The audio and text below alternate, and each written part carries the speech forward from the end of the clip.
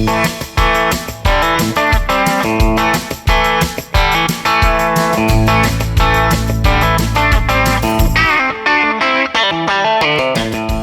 is the Great Alaska Hunting Podcast. I'm Dalton Gray. And I'm Ryan Humphreys. Broadcasting from our hometown of Fairbanks, Alaska. This show is brought to you by StHealthy Hunter. Thanks for listening and enjoy the show.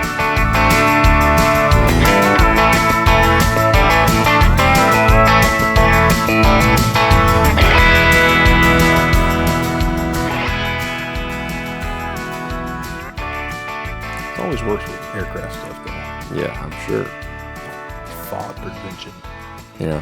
How long you been doing that? What? Your job now? Just over a year. Because you're kind of a managerial type position, right? Yeah, I'm a production superintendent. So, about a year doing this position. I'm over it. So when you say production superintendent, you're working on planes like maintenance and rotating the tires and changing the oil and So I sit there and manage the maintenance and the flying of 27 aircraft. Huh. Maintenance and flying. Mm-hmm. Huh. Interesting. I can't stand it. I hate it. It's not bad. I just learned what FOD is. What is FOD? I don't remember what it stands for, but it's like objects and debris. Foreign objects and debris. Foreign object. Foreign object. Yeah, I was going to say foreign object. Debris, And foreign object disposal. Yeah, okay, there you go. Yeah, I know it. About. Do you know what snarge is? Snarge? Yeah. Prepare to be enlightened. I learned this on another podcast. I learned that in a book. They're talking about a FOD walk on a carrier. But I'm going to have to remind myself of what it stands for exactly. But this is interesting. You'll like this one. I'm surprised you don't know what this is with your job. I don't think I've ever heard of snarge. Don't cheat. Oh, I mean, I was wondering if you want me to look it up on here so we can hear it. The remains of a bird after it has collided with an aircraft. Right. Snarge. Yeah. Especially in a turbine engine. I remember when I was in QA, they had a snarge sampling. Now that you say it in that You learned that on Meat Eater, didn't you? I did. Yeah. It was a combination between the words snot and garbage. Yeah, snarge. They did that episode a long time ago. Yeah, it was a long time ago, yeah. Yeah. But they had on some person that was in charge of wildlife management in proximity to airports. Yeah. And so they would investigate snarge on the planes. Yeah, I remember at Seymour, whenever we'd have a bird strike, and you'd have to call out the BASH. I can't remember what it stands for, but the bird guys, wildlife guys on base, and they'd come and we'd hand them a mangled up remains of a bird in a bag. And they'd tell you what it was. The snarge sample. Huh. The stupidest thing. It's just a bird that flew into an airplane. Just in case it's endangered or something. You guys have any deer on base lately? On this base? Yeah. Not that I've seen or heard of. You haven't heard of any? I heard the rumors that a lot of them died off that were in existence. If they were ever there. Now I've heard of people seeing deer on Allison Farm Road. Yeah. And I never seen any. I've known of a few people talking about sightings of seeing, I don't know if they were white-tailed or mule deer, but I seen mule deer. I ain't never seen one. Not up here. Like I seen two of them at the same time. Black Panther. It's a white elephant. Sasquatch. Oh, Sasquatch is real. I heard him knocking two rocks together. That was me over there calling ptarmigan. But no, I saw a buck and a doe mule deer years ago. This had to have been this was before I was married too. This is at least 5-6 years ago now. Can't you shoot those? Like if you see them, like it's just because they're what do they call it? They're something non-native invasive, non-native, dexterous, or whatever. Yeah. Deleterious. Biologists are concerned about them bringing in any diseases that would affect other CWD type stuff. That and then also competition for browse, which doesn't make a lot of sense to me because moose eat food that's this high off the ground, and a deer's gonna eat food that's this high off the ground, and caribou aren't relying on the same food sources that moose are. So what competition is there? And even then, I wouldn't think there's enough deer to even compete. Yeah, I'm sure there's not, but Right. Well, maybe they're And- more and this is concerned all with just- exploding deer population after a certain amount of time. Can you yeah, imagine though? this is all just I purely know. speculative, though. I mean, I don't be really awesome. know, but those I were the know. rumors going around when there were more sightings happening. I miss Because- deer hunting. I ain't gonna lie. Good old white It's tail fun. hunting, I miss it. Yeah, you ought to do it up here. Not whitetail, but I mean, those blacktails are a lot of fun. I keep waiting for an invite. I don't know. Well, we end up with a full slot every year, and it's hard. I've been wanting to go. I was supposed to go with your dad. We talked about going Yeah. last year. Yeah. Yeah. I ended up leaving and coming back, and we just never brought it back up. My dad's talked about doing a lot of stuff like that. And he'll really get gung ho on it. Like, I remember him telling me one time, we're going to do a goat hunt. I'm going to take you on a goat hunt. We're going to do that. And that was like 4 or 5 years ago. Eventually, we'll make it happen. Eventually, I'm going to take him on some hunts or something. Yeah. But there's some big blacktail being shot this year, though. Yeah, there Uh-huh. have been. Yeah. Tanks. On that Facebook forum, the last Sega Blacktail whatever it forum. is, Yeah. man, tanks being Yeah. shot. And a My couple dad's- of bear attacks this year, deer hunting too. Do you have the picture of that deer Greg shot? Greg. My dad's brother. Oh, the whitetail. whitetail. Oh, he showed me a picture of that one. You see a Yeah. picture He of showed me one? that Yeah. Sunday. I don't have That's that picture. That was a nice deer. That's a Yeah. really nice deer. Yeah. Yeah. That's what. Let's see. I'd have been tickled to shoot that buck, man.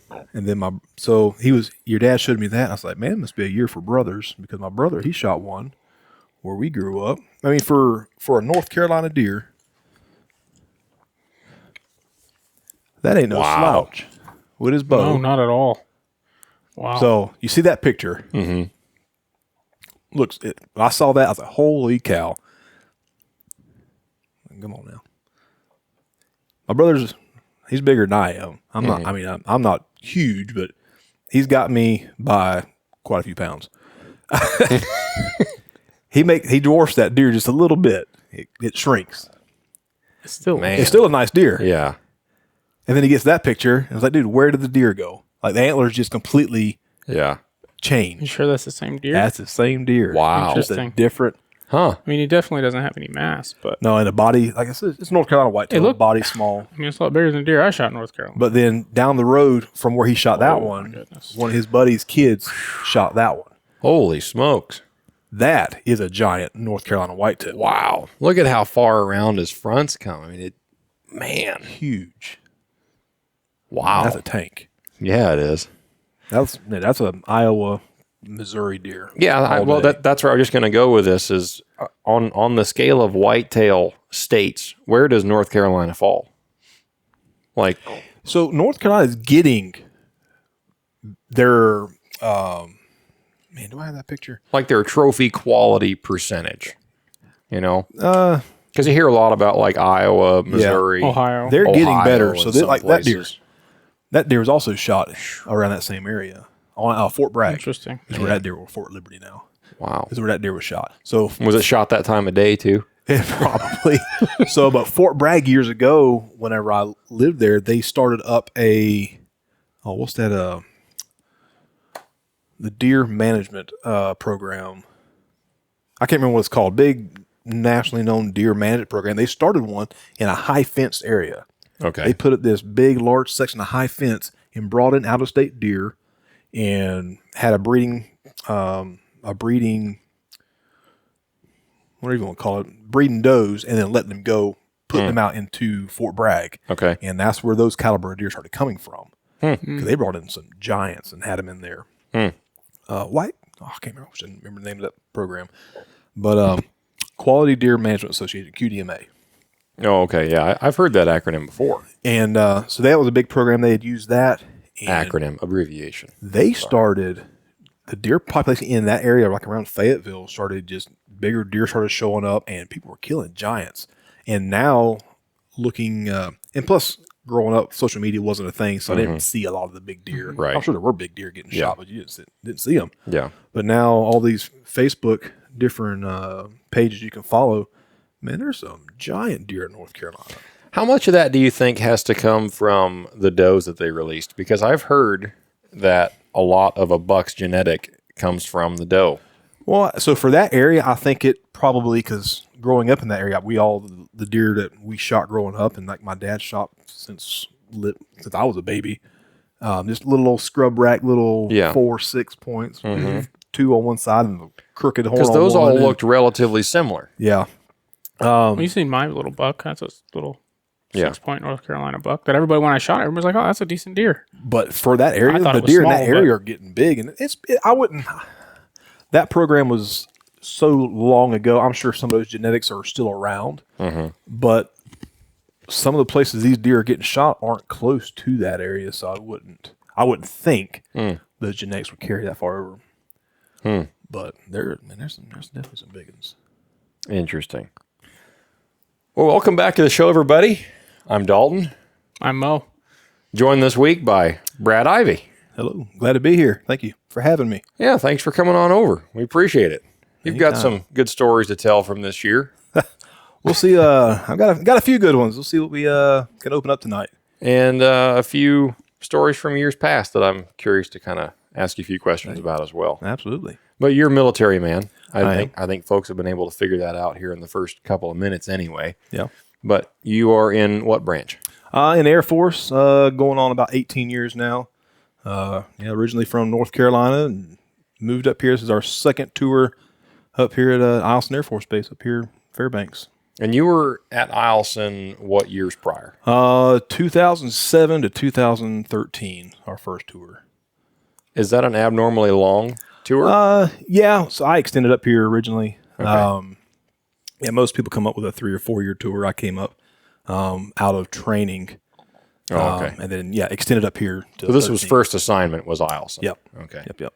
And so now you're back towards the tail end. Yep, towards the tail end. Should find out first week or so of December where Uncle Sam has for us next. Right about the time this episode airs. Hey, nice. Yes. We are well in advance with this one. We are. Yeah.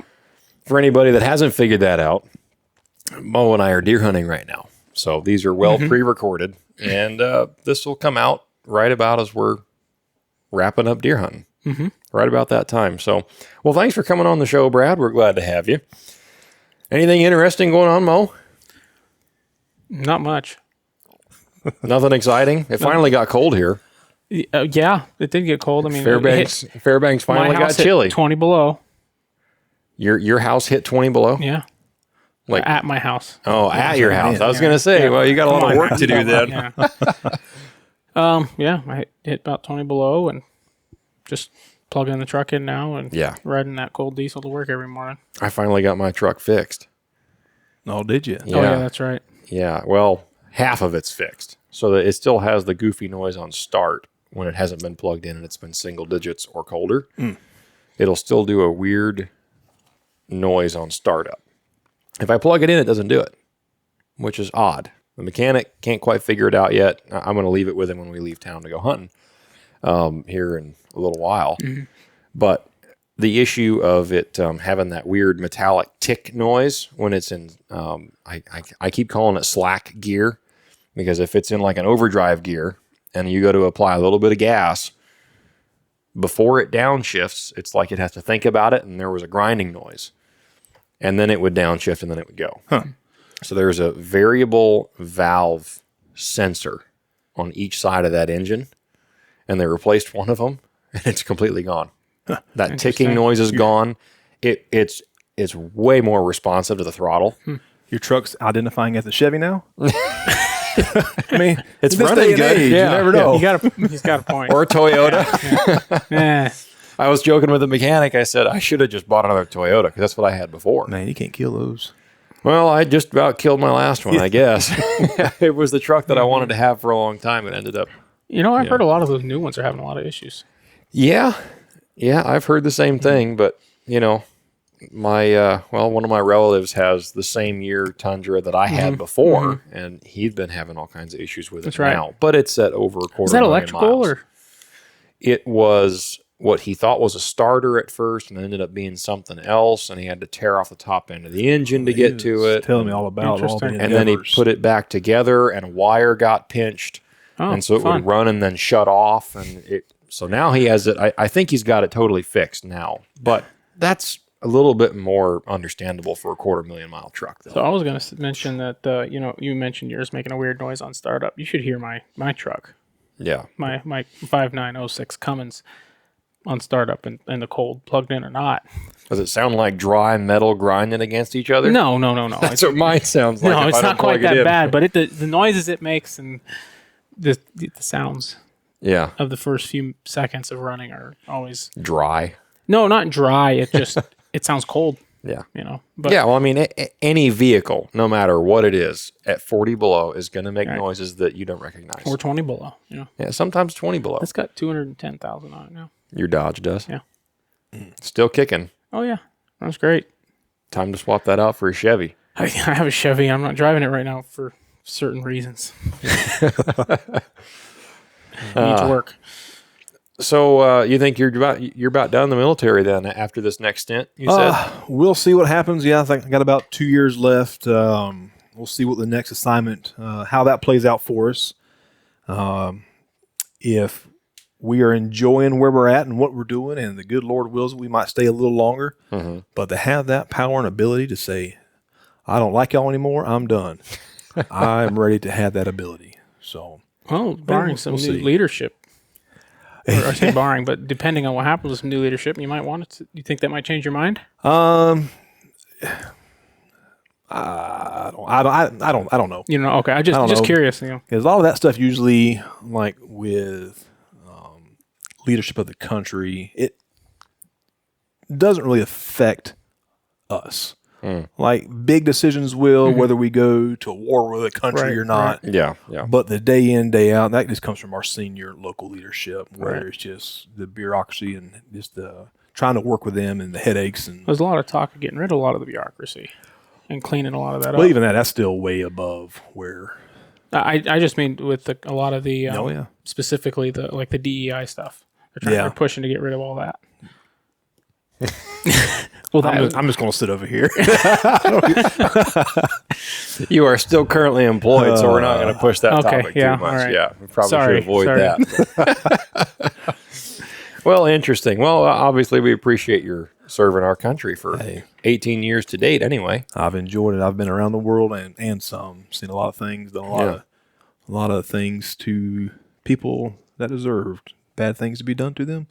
How many deployments have you had over those years? I've had 3 deployments into combat zones and 1 deployment that was just a show of force. A lot of TDYs in between, all over the world. And TDY is temporary duty, just going around training, a lot of training, a lot of unit I used to be attached to, did a lot of training, other units and stuff like that. So it's been good. I mean, I don't regret anything about what I've done and places I've been and people I've met.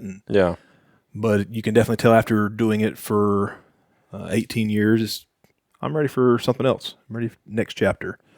Did you choose to come to Alaska on your first assignment? So I can't remember.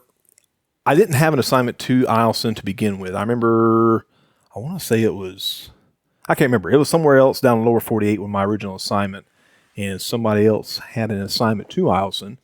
And during that part of our training, if you had an assignment, you could swap assignments. So I ended up swapping assignments with this individual and got orders to come up to Eielson. And it was good.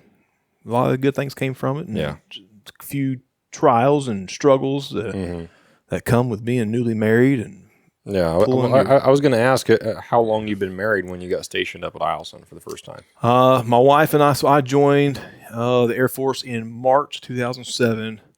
I finished training the end of August of 07, first part of September of 07, and my wife and I were married, get this date right, September 29th of 2007. And then I was checked in up here, I believe it was October 12th of 07.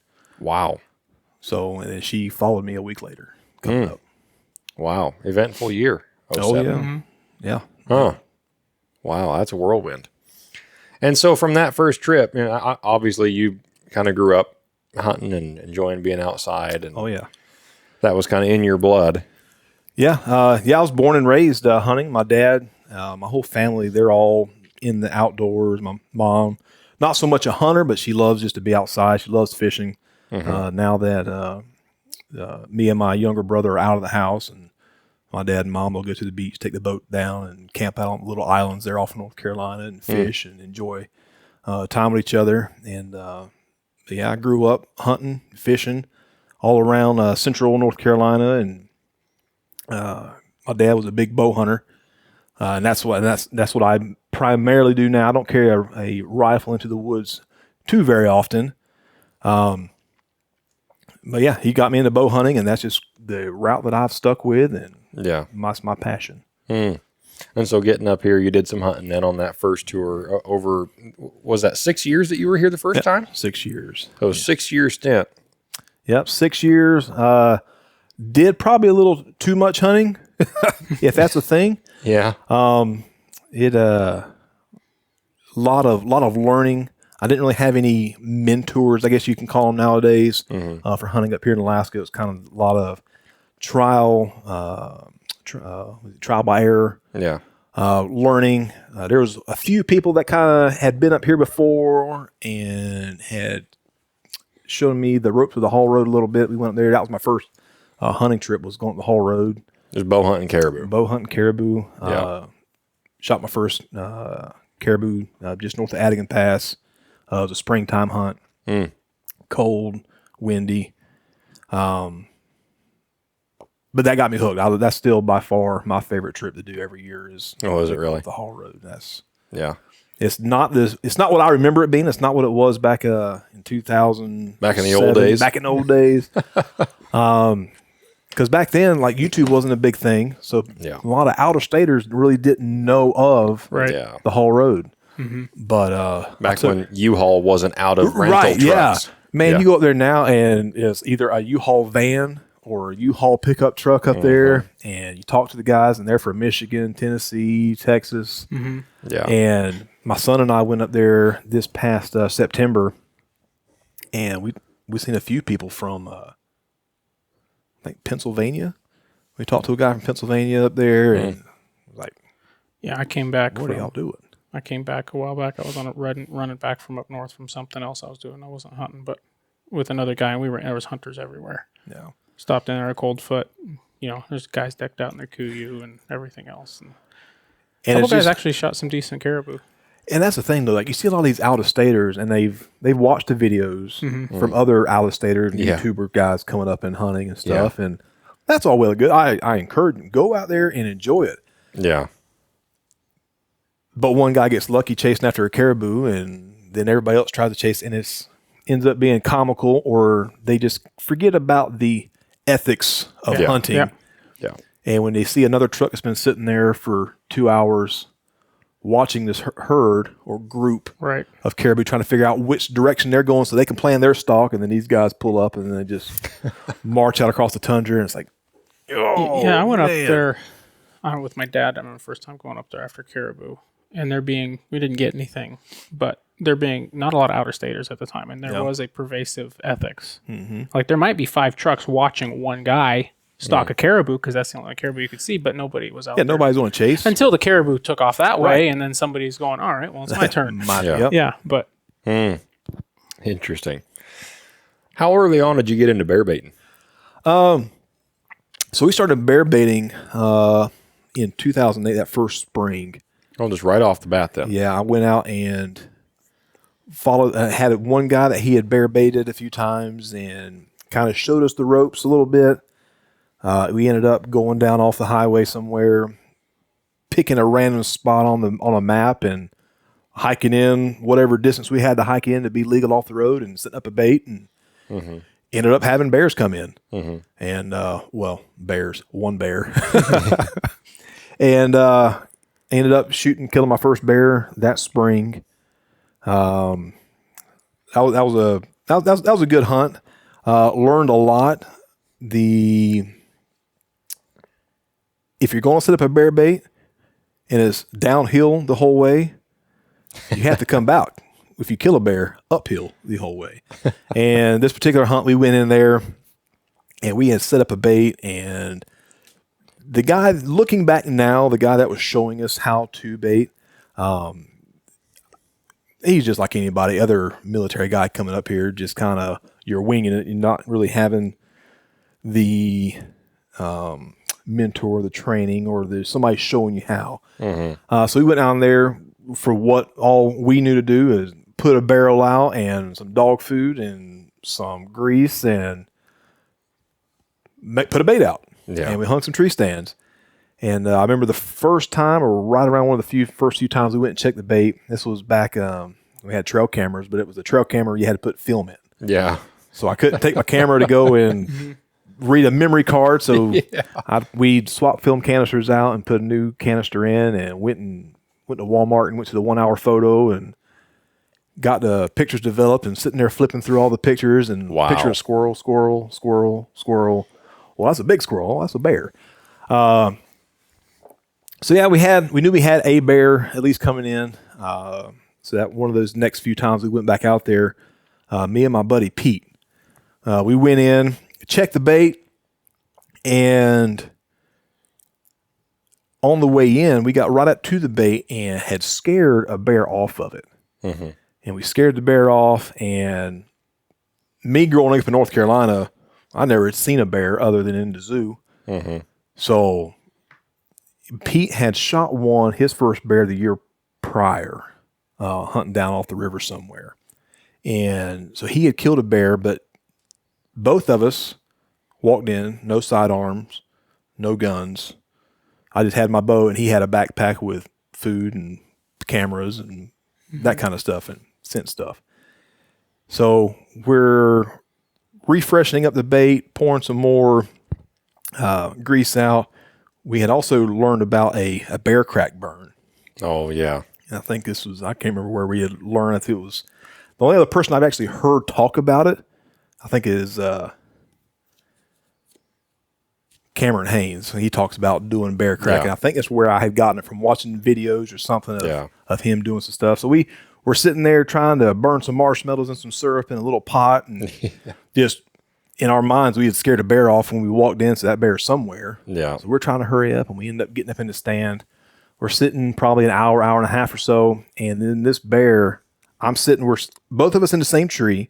Our stands are kind of 45-degree angled from each other. And I look up, bait's off to my left. I look up, and I see to the right, I can see this black figure come walking in. It's Bigfoot. Yeah, that was a giant squirrel, for all I knew, or a porcupine. Yeah. But he walks in, and he comes around and starts coming straight to us. And I don't know bears. Even to this day, I've seen quite a few bears, and I still have trouble judging a bear. Unless it's next to my barrel where I can kind of see how big the body are, I have trouble trying to judge how big a bear is. So this being the first bear that I had actually ever seen walking through the woods, I had no idea how big it was. But to me, it looked small. It looked like he was real skinny. And this is early in the spring. Yeah. So they're coming out of hibernation, coming out of their dens. Beautiful coat, though. So he comes walking around, comes to the bait, but doesn't even go to the bait. He comes, bypasses the bait, and comes directly underneath our stands. And my buddy had left his backpack sitting at the base of the stand. Yeah. And with all the wrappers and syrup bottles and stuff all in his backpack, that bear never hesitates. He comes to the base of our tree and just starts chowing down on this backpack. I mean, just ripping it. And it kind of like thinking back on it now, like it didn't even faze him. It didn't even faze that bear that there's a backpack. Like, what's this out here? It's just, he smelled food, and that's what he was going for. Didn't matter what the container was. No. And we're sitting there and we're watching it, and he's straight underneath of our stands. And we're sitting there watching this bear, and it's getting to the point to where it's getting funny. Because he had his GPS, his camera, and you can just see the bear is just, he had it just chewing everything in the pack. And so I start giggling. Yeah. Because it's funny. And so the bear, then he can tell, hey, something's not right. Yeah. I'm not the only one in here. And so to the right of us, there was kind of a thicket. So he kind of bounds off into that thicket and starts popping his jaws, huffing. He knows we're there or something's there, but doesn't know where or what we are.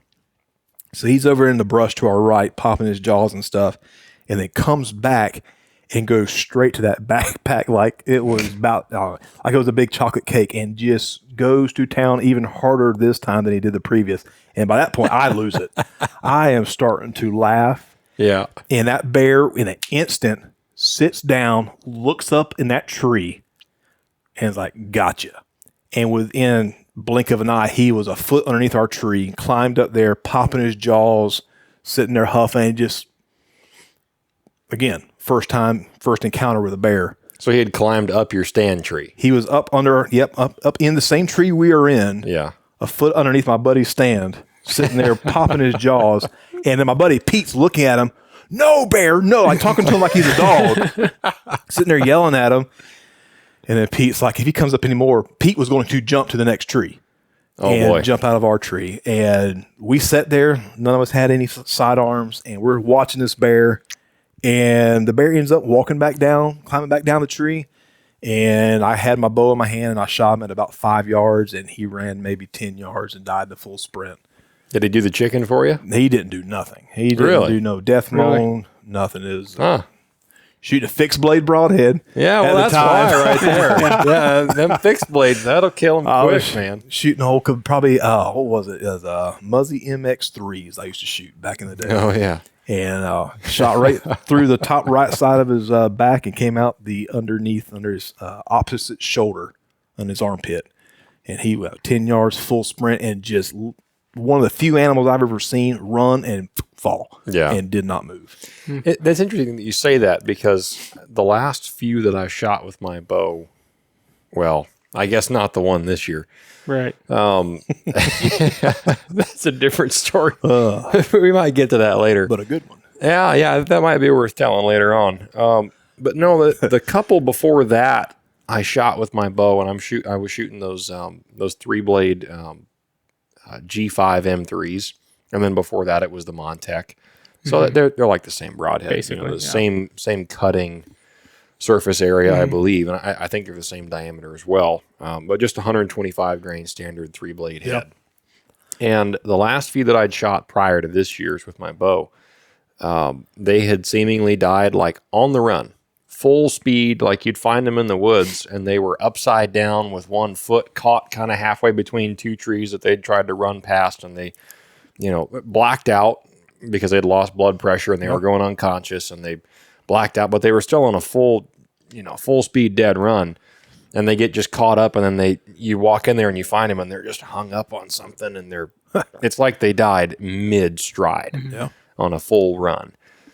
But shooting a fixed blade will do that for you. But, of course, I'm just giving you a hard time. Debatable. Of course, I'm just giving you a hard time. You know what you mentioned about laughing at a bear?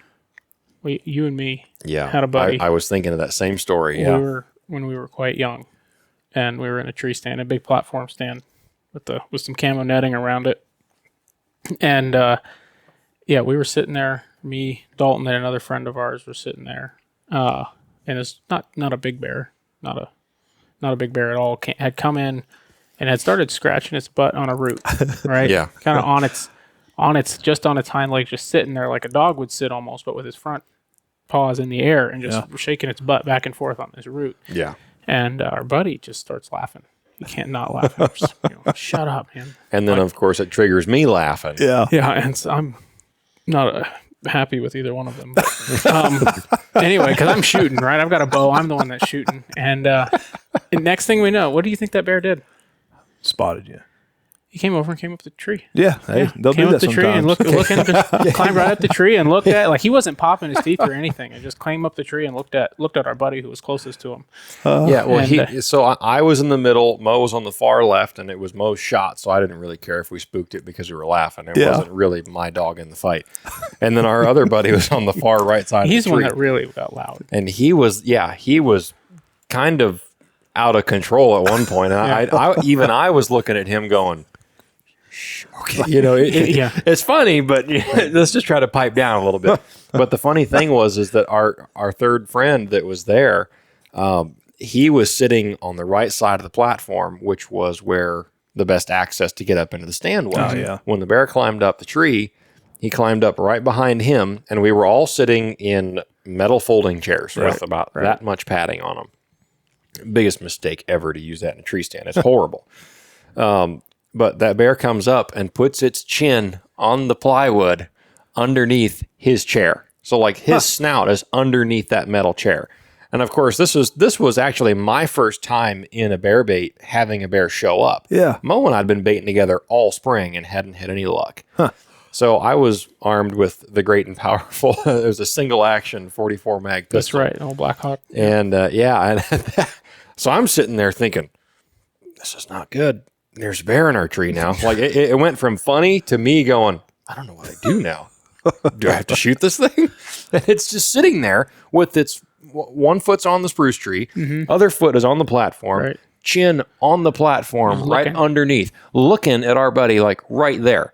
And and then he turns his eyes and he looks at me, and he looks back up at him, and just chin on the plywood, just like your house pet would. Black lab coming up. Just as quiet. I mean, his ears weren't laid back. He wasn't doing nothing aggressive, except he was well inside of our space. Yeah. And so I'm sitting there with my pistol pointed right at its forehead. And I mean, it was as far away as probably from me to the right side of Mariah, right? Yeah. And I got my pistol sitting right there. And Mariah, cam of his bow sitting on his knee, release on the string, is looking at me. Don't you dare shoot that thing. Don't you dare. Like in that tone. And the bear didn't turn his head, nothing. Yep. Bear came back down the tree, walked over to the bait. Mariah stuck him. He went 20 feet and died right there in the brush. Yeah. Yeah. But that was my first time ever seeing a bear come into a bait. I will say, like, leaving here, that's probably going. I'm going to miss bear baiting. Bear baiting, It's such a gas. man. It's good. Yeah. Man, it's so much fun. Yeah. I was able to take my son out this year, first time he killed him a bear. Yeah. Yeah. Man, it was. We had bear baiting. It's a lot of work. Yeah. It's a lot of time, a lot of effort, a lot of travel. Yep. But man, the rewards and the memories made, Yeah. man, priceless. Absolutely priceless. It's a really easy thing to get other people involved in, too. Oh yeah. Taking friends out that have never really done a whole lot of hunting, but they're not completely green Yep. to the idea of being out in the woods. Right. That bear baiting is a great introductory Absolutely. It's way good to get someone out Test in the for woods. potential hunting partners and Oh, stuff yeah. too. Like if Yeah. you have somebody that says they want to get in hunting and they act like and they think they're all gung ho and ready to go, but you throw a bag of dog food on their back and say, "Follow me." Walk Yeah. through the millions of Yeah. mosquitoes. Yeah. Yeah. I remember because the following day after that happened as teenagers, Mariah shot that bear. We took it to his dad's place. We'd skinned it on site. And no, we didn't. No, I we don't took think it we out did. whole, It and was- then we yeah. skinned it back at your dad's that night. Right. And then that was on a Friday. And then your dad was going out to his baits the following day to go do a run and check them. And you and I didn't have another bait that had another bear on it. No, we had This was it. Like Right. this was the bear that we were going to shoot if we were going to shoot anything that Yeah. year. And so his dad took me out, and then right. the following day and a half, I spent packing in dog food and checking baits and looking at cameras. And we had a run in with a couple of grizzly bears. It was a big boar and a sow that ran past us in the middle of the day and were blowing and looking at us and carrying on. And that was my first time ever seeing a grizzly bear. Yeah. And so that was a rush.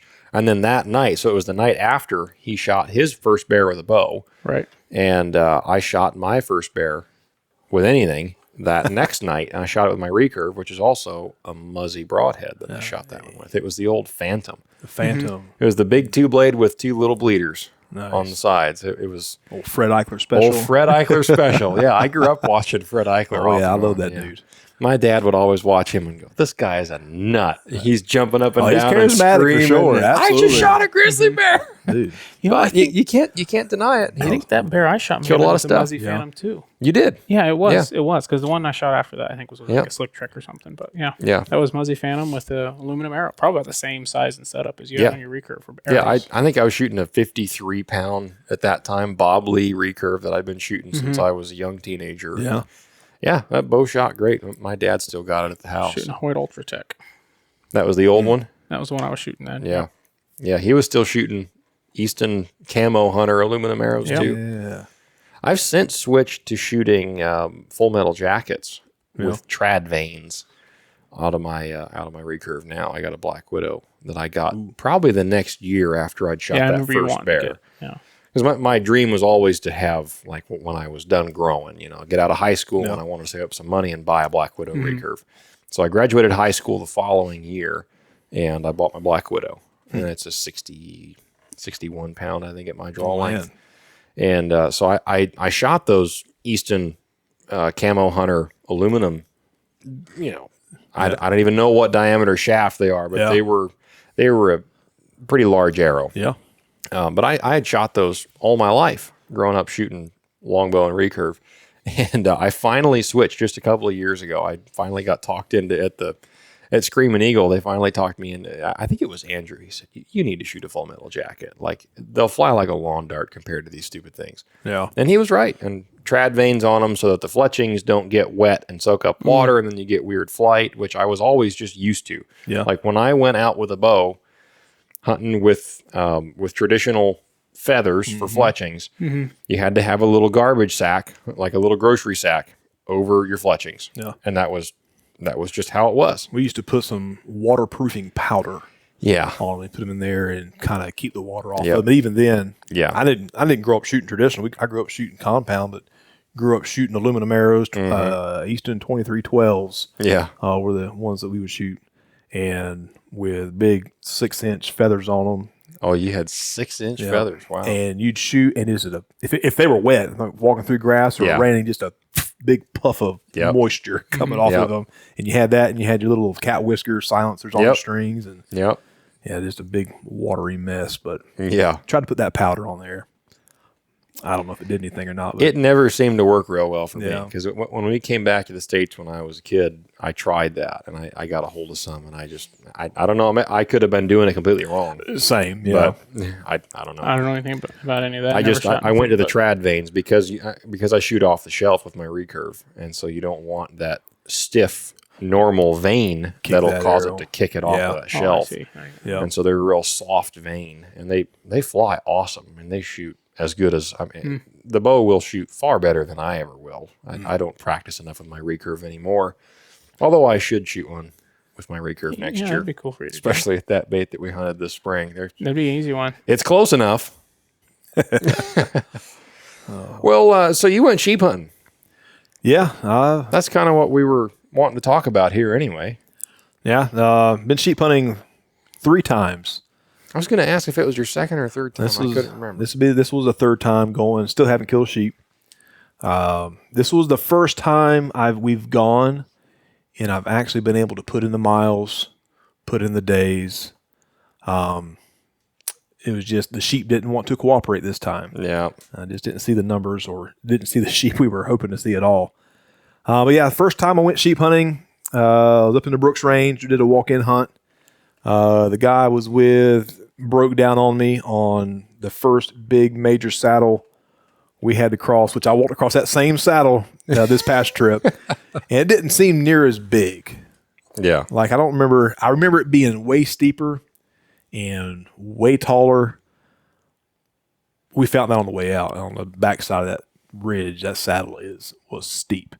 But yeah, that first time we went in there, and he literally broke down into tears, and got a hold of the sat phone we had and started calling his wife. And long story short, we ended up making a 12-day sheep hunt trip into about a 3 or 4 day sheep hunting trip. Literally walked in there, camped out a night, got 1 day of kind of glassing, and then we walked right back out. So I didn't get to go. That was towards the later or the end of our first tour up here. So that was the only time I even attempted sheep hunting the first time.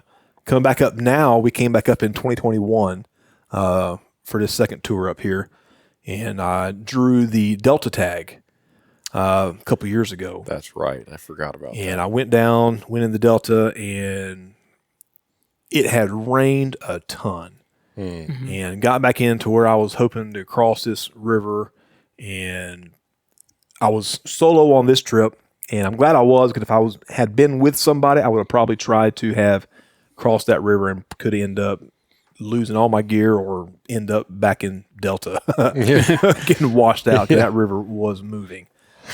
So we ended up took 2 attempts at that trip. I went in one way and kept getting cliffed out. Came back out and went in another big drainage trying to get up into the headwaters, and just could not get to where I wanted. Did see some sheep. I labeled him probably about a 7/8 curl ram in there. I made him full curl several times, just looking at him and just watched him for hours, but just never. Me being a novice sheep hunter, Like I'm looking at the picture you have on the wall, that ram, and you look nothing like that one. Right. So I couldn't. I am not comfortable or familiar enough with sheep to count the rings on them, growth rings, annuli. So I didn't even attempt to even shoot that guy. But then this past year, it was probably I had kind of thrown out the thought altogether of sheep hunting anymore up here. Just because the last trip when I drew the Delta tag, I did not enjoy sheep hunting alone. I am not a solo sheep hunter. I will never try solo sheep hunting again. Man, it was boring. I couldn't stand it. That's when I learned I am a people person. I like to be with guys when we're going out on hunts like that. It just drives me, pushes me harder to get through the mountains. When I'm by myself, I get in my head and I end up just, I'll just sit here for the night. But around January, February, I think it was this year, because up in the Brooks Range, all the federal lands have been closed. So I had started doing some looking, and it was supposed to open up. I think in July they were supposed to open it, but then they ended up extending it out a few more years. Yeah. But then I started looking into it, and I seen that just past the federal lands was still open. So you could go up there and you could walk, get across the federal lands and get to the open country. So I got it. What do you want to call it? The idea of sheep hunting kind of got reinvigorated in my mind. Yeah. And so I reached out to a buddy from North Carolina, and I said, hey, just send him a text message like, hey, what's your thoughts and how do you feel about maybe doing a sheep hunt with me this year? Within 10 minutes, he said, absolutely. He was in, which was not expecting, to be honest. I figured he was, let me talk to my wife. Yeah. My buddy Trent, he was 100% down for it. And from the time he said he was 100% a go, he started prepping. And I mean prepping from clothing, buying gear. This dude went and bought all new Stone Glacier stuff. I think so. He went on like Facebook Marketplace stuff, like with Stone Glacier, and bought a lot of used stuff that might as well have been brand new. Yeah. I think he may have bought a couple things, but bought a brand new Stone Glacier pack, brand new Stone Glacier pants, tops, thermals. Man, he had brand new rain gear. He went all out, spared no expense. Had he ever been to Alaska before? Not once. Never done a backcountry hunt a day in his life. Wow. And started getting online, looking at forums, watching videos, trying to learn, talking with me, which I am no expert on this stuff at all. Just the little bit of stuff in the time that I've been up here in Alaska and doing some backcountry hunts. I couldn't believe how dedicated he was to the cause. And he was sending me videos of him prepping, working out and pulling his tire and running. And it's like, man, and I had the same idea. I'm going to do that too. And did not. I worked out a little bit, but just time, and the summer up here in Alaska is so short. Yeah. And I spent it with family. We traveled all around Alaska fishing and stuff like that this summer, and enjoyed the summer. Yeah. But we started getting closer and closer to the time to go up sheep hunting up in the Brooks, and we were on the phone talking all the time, and just at this point we were trying to get our packs to a comfortable weight, making sure he's not bringing anything that he doesn't need, making sure I'm not bringing anything I don't need. Okay, if I carry the spotter, you can carry the tripod. We can separate the tent a little bit. Yeah, kind of split some of the weight up. But before you knew it, August was here, and I hadn't even shot my rifle yet. And I was like, let's go shoot. Yeah. I hadn't shot this. I carried a Remington 700 chambered in 300 short mag. This year, I think I was shooting either 168 or 165, the Hornady Outfitter, the CRX. The CX. CX. Yeah. I think that's... or 160 something. Was it a 160 something? Yeah. I thought they were 180s. I think these are 180s. I wanted to say those had to be 180s. I have some Outfitter from a short mag, but it's like a 200. Yeah, I think these were I had some 165s that I was going to shoot. Yeah, I have some 200 grain. Those are Precision Hunter. No, I have Outfitter 200 grain for my 300 short mag. I'll text you a picture of the box when I get home. Really? Really. With what bullet? GMX. A 200 grain GMX factory load? Yeah. For the short mag? Yeah. That was a big bullet coming out of a short mag. I'm going to have to see that one to believe it. I got it from you. You sold me that ammo. So that was when I got rid of that gun. yeah. Those were 180 grain GMXs and 200 grain ELDXs. I'll bet you $20. Other way around. No. I'm not buying it.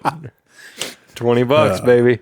Anyway, so you're shooting a 300 short mag. Yeah, 300 short. And so I'm pretty sure they were the 180 grain Hornady outfitters. Yeah. And we went to the range and started at 100 yards shot. And for not shooting that gun in 2 years or so, I was shooting 150 grains out of that gun. Okay. I can't remember what bullet, but they were 150 grains. So I moved up to these, and I was shooting probably 6 inches high at 100. My previous sheep hunt, I did fall in a river, and I hadn't shot it since then. Okay. So I bumped the scope a little bit. She was shooting a little high, new bullet. Adjusted it. Took me 3 shots or so to get it in the bullseye, and we back up to a 200. And I'm shooting. I got a Nikon Monarch scope with a BDC compensator reticle and stuff. Pulled up, put all the ballistics on in my app. Told me where my holdover was. Went to 200 within an inch. We skipped 300. Went straight to 400. First shot at 400. I think I total shot maybe 6 rounds. I was touching the little half-inch orange dot at 400 yards. Nice. Done. Yeah. Put it back in the case and went sheep hunting. So Trent, he shows up to Fairbanks, pick him up, and season opened on August 10th. Yep. And do just what I do for work, I couldn't leave until August 10th. It's just manning at work didn't allow me to get out any earlier. Yeah. So we left my house there outside of North Pole and headed north on August 10th. Got up early, got to Coldfoot, got something to eat, and drove up north of Adigan Pass, parked, and we started hiking in. And so we walked in, and on the way in, we were probably 4 miles in, and this is all part of the Dalton Highway corridor. Yeah.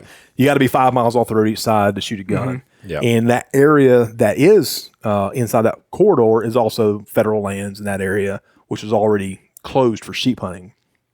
But we were going to walk through that and get on the backside to where sheep hunting was open. So on the way in, we're about 3-4 miles in, and we passed this guy and girl coming out. Yeah. And so this is August 10th. We're walking in. They're walking out on opening day. And we see him coming, and she's behind it, and she looks like she's been drugged through the mud. That dude walked her legs off. So we stopped and talked to them for a few minutes, and they said they went in 18 miles. They got in on the 8th. This is the 10th. So 2 days, they went in 18 miles, and they're on their way out, and they've only got 3-4 miles back to the truck. Like, holy cow, y'all did not stop at all. Wow. Walked in and walked out. And they said they saw one group of small rams, some banana horns, and maybe some slightly bigger 3/4 curl rams. About 18 miles in on the federal land closed side, way out there. So that's the only sheep they saw.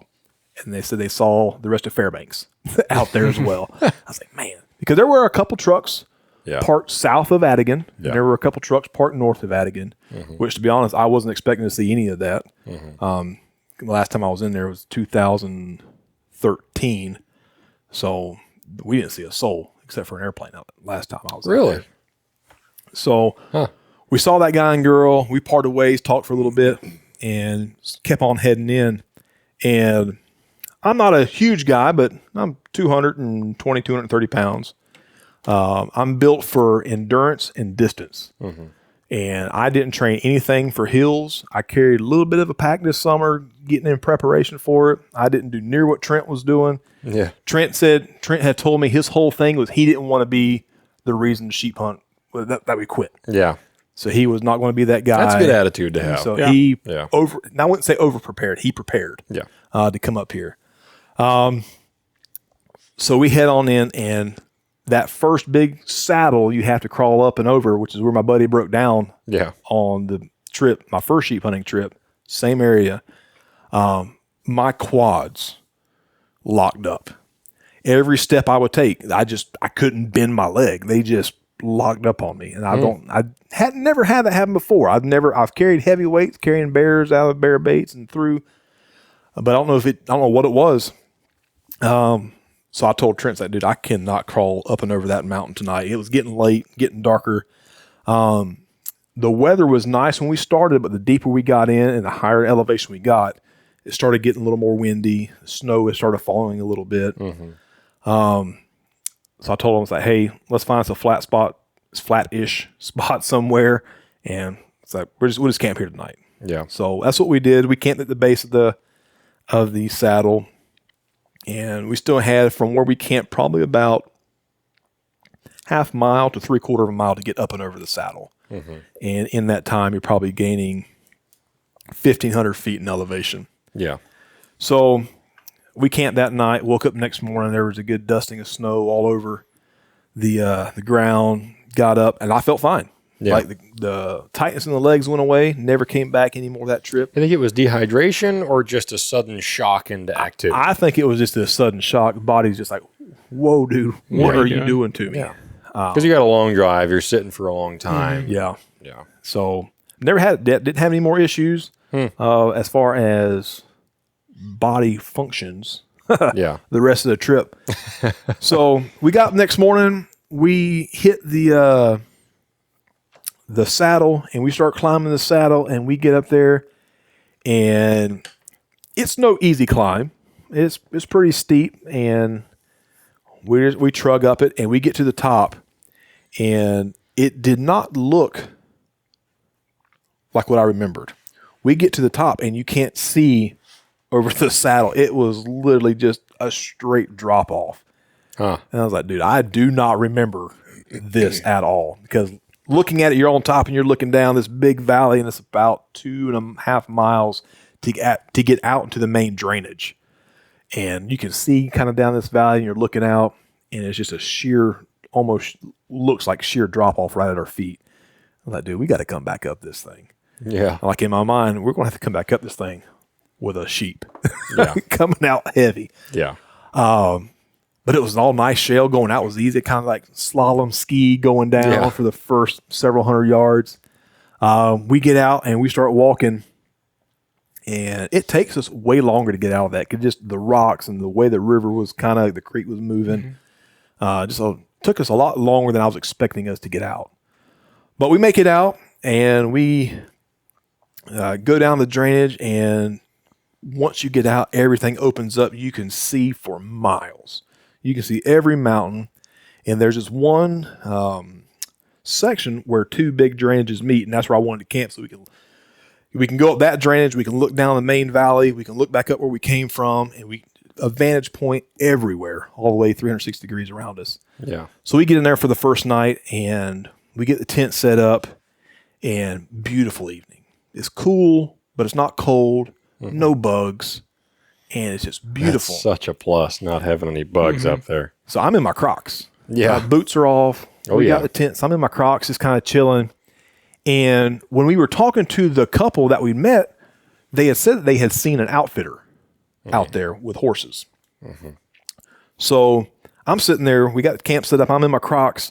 And I look over, and I see in my mind's eye what I think is a horse. Like, man, we came up on the outfitter. And they're right there. So I remember I sit there and I kind of look off in the distance and I'm like, and my eyes get real big and I run to the tent and grab my binos and come back. And it is one of the biggest Arctic grizzly bears I have ever seen in my life. And I thought it was a horse standing out there. He's about 400 yards from us, sitting on this little, the base of this knoll going up the side of a mountain. He is just killing the berries. Just mouthful after mouthful. So this is day 2 of season, but our first real day being inside the hunt zone. And I was like, man, we're supposed to be out here for 10 days. I don't want to kill a bear on day 1. Because then I only have a certain amount of time before the hides start. And we got to get it out of here. And it's like about 10, 15 minutes go by, and I'm sitting there going through my mind, and Trent's never seen a grizzly bear in his life. So he's kind of on pins and needles, and we're watching this bear work down. And I look at her, I was like, let's go check him out. Yeah. Like, I was going to go kill him. I had made up in my mind, like, I'm going to go shoot this thing. Like, we'll just call the trip short. We'll hang out for a few days. If we find a sheep, cool. If not, this is a freaking heck of a bear. Yeah. Beautiful bear. So I start trying to scramble to get my boots on, and somewhere between, looking back, one of us should have kept eyes on this bear the whole time. Yeah. But in the panic and commotion, I was putting my boots on. He was putting his boots on. We lost track of the bear. Couldn't see him. And we didn't think we would lose track of him because where he was kind of uphill from us, and we could see everything coming to us to the tent, and we could see up the mountain, and we could see out to the river that we were camped on. Yeah. So he couldn't just slip away from us, so we thought. Yeah. So we're sitting there looking like he must have kind of tucked in behind the little mountain a little bit, little hill. So got our boots on, threw a jacket on, grabbed the rifle. I got my 300, and Trent's got his 9mm. So he had a lot of faith in me because this dude, he's never been around bears, never been put in a situation where, I mean, they're big predator animals. I mean, they can and have been known to do things to people and people not come back from it. So that's in his mind. So we start heading down this riverbank, and I am looking as hard as I can. I'm scanning every step, and I'm looking for the top of an ear, a back, a head, something. Just, I'm not quite sure how the terrain lays up. I don't know if there's a ditch that he might be in. Yeah. There's a little bit of thick alder brush in there. So I'm thinking he's got to be right there. Got to be in that thick alders. So we heading down this riverbank, and I can't see him. Yeah. We're going, and I keep looking. Every time a little bit new ground opens up, I can't see him. So finally we come up on this little tundra flat. We come up onto it, and I'm standing there, and I'm looking, and I can't see him. It's like, let's walk across where he was at. So he got to be in that thick alder bush right there. Got to be. Yeah. So we kind of skirt the outside of the alder bush on the backside, so we can kind of come up over the knoll and look down into it. Yeah. So we come up the backside of this knoll. We climb up. That knoll's probably 100 foot off the ground, 100 foot higher elevation than where we were. So we get up there, and dude, I don't see this bear. Yeah. He is nowhere. Like, there's no way. Just gave you the slip. Yeah. He got past us. Like, it's impossible. Yeah. So we're sitting there, and we're glassing, and up on top of this knoll, we can see everything. We can see the whole drainage, the whole riverbed. We can see the whole valley coming in across from us. So we're sitting there. So let's just sit here for a while. It's getting later in the afternoon, evening time.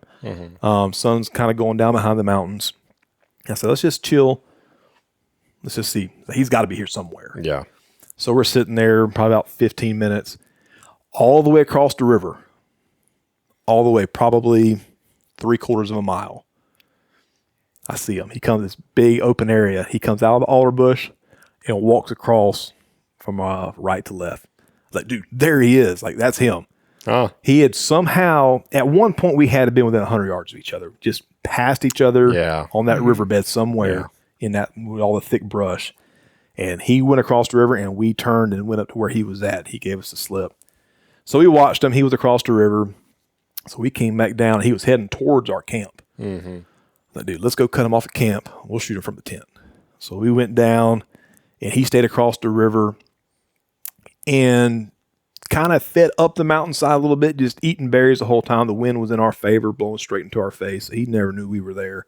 I was going to ask what the wind conditions were, if you think that he ever got a snoot full of you or not. I don't think so, because I don't know. I don't know grizzly bears too much, but from what I have seen of them, they get a smell of human, and a lot of times they are gone. They don't stop running until you can't see them. Right. And this was late in the evening then? Yeah, this was getting right about now. It's getting close to dark. Yeah. And by the time he makes it down to where our tent is. And so that's pretty late at night. Yeah. Yeah. But he kept feeding up and finally fed out of sight. And I was like, dude, if I would have known we would never see another bear, I'd have pushed harder, because we could have killed that bear that night. Yeah. I was like, dude, we'll see him. He's in this area. We'll see him again. Never to be seen for the next 9 days. Yeah. Didn't see another bear anywhere. Ifs and buts. But, yeah, so we camped that night. and got up the next morning and didn't go too far. We kind of glassed that area real well. Yeah. We hiked a couple miles down each way, looking, didn't see a single sheep. Nowhere. So after a day or so of that, we decided to come back, pack up camp, and move on down the drainage a little bit and head up this backside. We were going to cross over and hit another drainage on the backside a couple more miles in. And so we pack up, we head down the drainage, and weather had moved in, and you could see it coming. Yeah. You could see the wall of water. Yeah. So I had a tarp with us, so we'd hike a little bit, and we could see it coming. We'd stop, pull the tarp off, set it up, and sit up under the tarp for 15, 20, 30 minutes to an hour. Yep. And just wait. Yep. Wait it out, and moved on down. And we got set up this one time where we could see some new areas, some new little drainages coming out, little fingers and stuff. And it had started raining, so we set the tarp up, and we're sitting there, and it's raining, and I'm glassing across the valley, and I'm kind of just scanning with my binoculars kind of down the ridge lines. Mm-hmm. And you ever seen something, but you see it, but you don't believe what you're seeing? Yeah. And you kind of got to take a second, maybe third look at it. Mm-hmm. Yep. And I'm coming down this ridge line, and I see it, and I remember I pulled my binos down, and I'm looking, and I could kind of see it with my naked eye, and I pull it back up, and there is a bull moose sitting at about 5,700 feet, just sitting up there in sheep country. And he was a nice bull, probably 60-inch bull. Wow. Just chilling up there at elevation. And we watched him for a long time. He would come down a little bit and feed and go back up. And just completely safe and alive as could be, because even nobody's going to shoot him up if there. I was moose hunting, heck no. I couldn't imagine trying to pull that joker off that mountain. Oh, boy. But yeah, that was the only time we seen him. We watched him for, probably an hour, if not maybe a little more. And just sit there, and Trent ate snacks, and I sat there and looking for sheep. Yeah. But yeah, didn't see any sheep, and ended up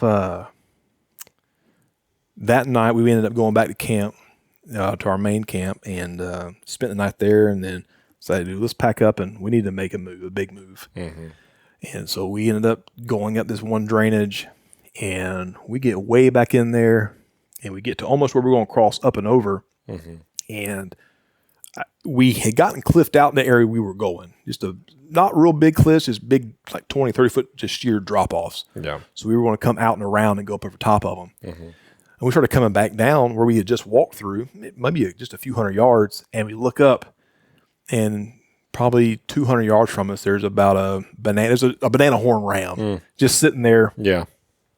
Just looking over the ledge, just looking at us, just not scared of us, but like, I see you. Right. Mm-hmm. So we sit there, like, dude, the sheep are here. Yeah. So we got excited. I don't know how many days it had been, but a few days had gone by, and that's the first sheep we had seen. Mm-hmm. So we were excited. Yeah.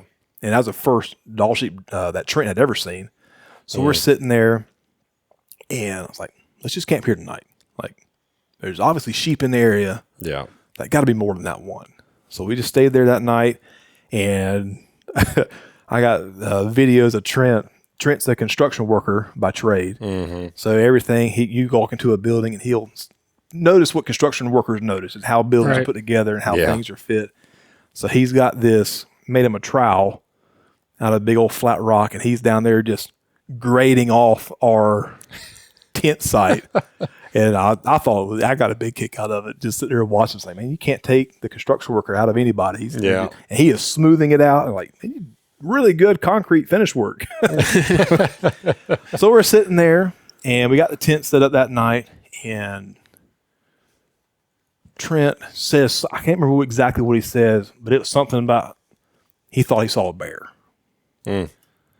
So I can see his focus is on something, and then I don't see it. Yeah. So I get the camera, and so he thought he saw a bear, and then he's like, wait, I don't think that's a bear. Like, that's a porcupine.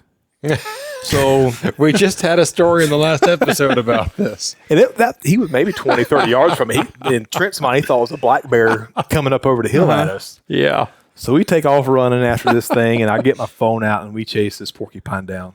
What chasing a porcupine is. They don't run. Yeah. But he was one of the biggest porcupines I've ever seen. Really? He's huge. So I got a picture of him right here. We'll have to put this picture on the video podcast on YouTube and Spotify. Let's see. Yeah. So we wow. The giant porcupine. Whoa. That's huge. Now the picture, Trent is sitting back because the porcupine's still alive. Right. But yeah, he's sitting back from him. But yeah, I can see how you might think that's a bear when you first not being in that kind of country and around those animals. Mm-hmm. But yeah, we go up there, mess around with the porcupine, and all the while that little banana horn, he keeps popping up in different areas. Yeah. And checking on us. In my mind, he's going over, he's eating something. Yeah. Let me just go take a look. Oh, they're still there. Okay, and he'll go back, and he did that all afternoon. He'd come check on us, disappear for a little while, and pop up 30 yards down, check on us again, and then disappear. And then right before dark, he made not a break for it, but he started moving, and he was going up. He went up into the big craggly cliffs and stuff and disappeared. Yeah.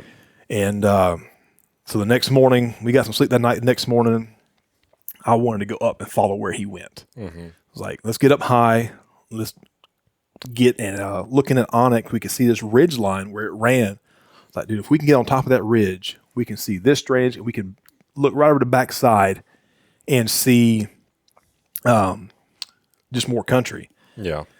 So next morning we start making our ascent up, and we climb and we climb and we climb, and it gets steeper. We didn't, no packs, nothing. We had our Nalgene bottles, left the tent, and I had my rifle. We climb up, and we climb for a few hours, and it got to the point where I was getting concerned. Like, somebody's gonna get hurt. And I'm glad Trent started having the same feelings, because if he's gonna keep pushing, I'm gonna keep pushing. If I was gonna say I'm gonna keep going, he's gonna keep going. Yeah. But it got to the point where the shale that we were on kept getting bigger. Yeah. So you're trying to walk on that shale. Once that starts sliding, I wasn't really worried about sliding to the bottom, but we came up over some little 5-6 foot little drop offs. You slide off of one of those, you're probably not going to stop until you hit the base of the mountain where you just came up. Yeah, exactly. So we got up there. We went from, I think we were at about 4,000 feet starting out, and we climbed up to probably about 5,500-ish or so, somewhere in there. So a little ways. That took a while. It was steep, and the shale just kept giving us a problem. Yeah. But we get up there, and we pull out Onyx, like, man, we still got another 800 to 1,000 feet to climb. Yeah. And I was like, and we started looking up through there, just that shale, craggly stuff. Like, man, this is, like, one of us is going to get hurt if we're not careful. Like, we're a long ways away from anything to get help. Yeah. So we come back down, kind of made a split second decision. It's like, let's pack up. Let's come back out of this drainage. We'll wrap around and go up another way. And so we came back down, got our tent and stuff all packed up. And then two guys were coming up and over the other side of what we were going to climb up. They came up and over and met us. And these two dudes looked like triathlon athletes. Like, just had that slender sheep hunt build.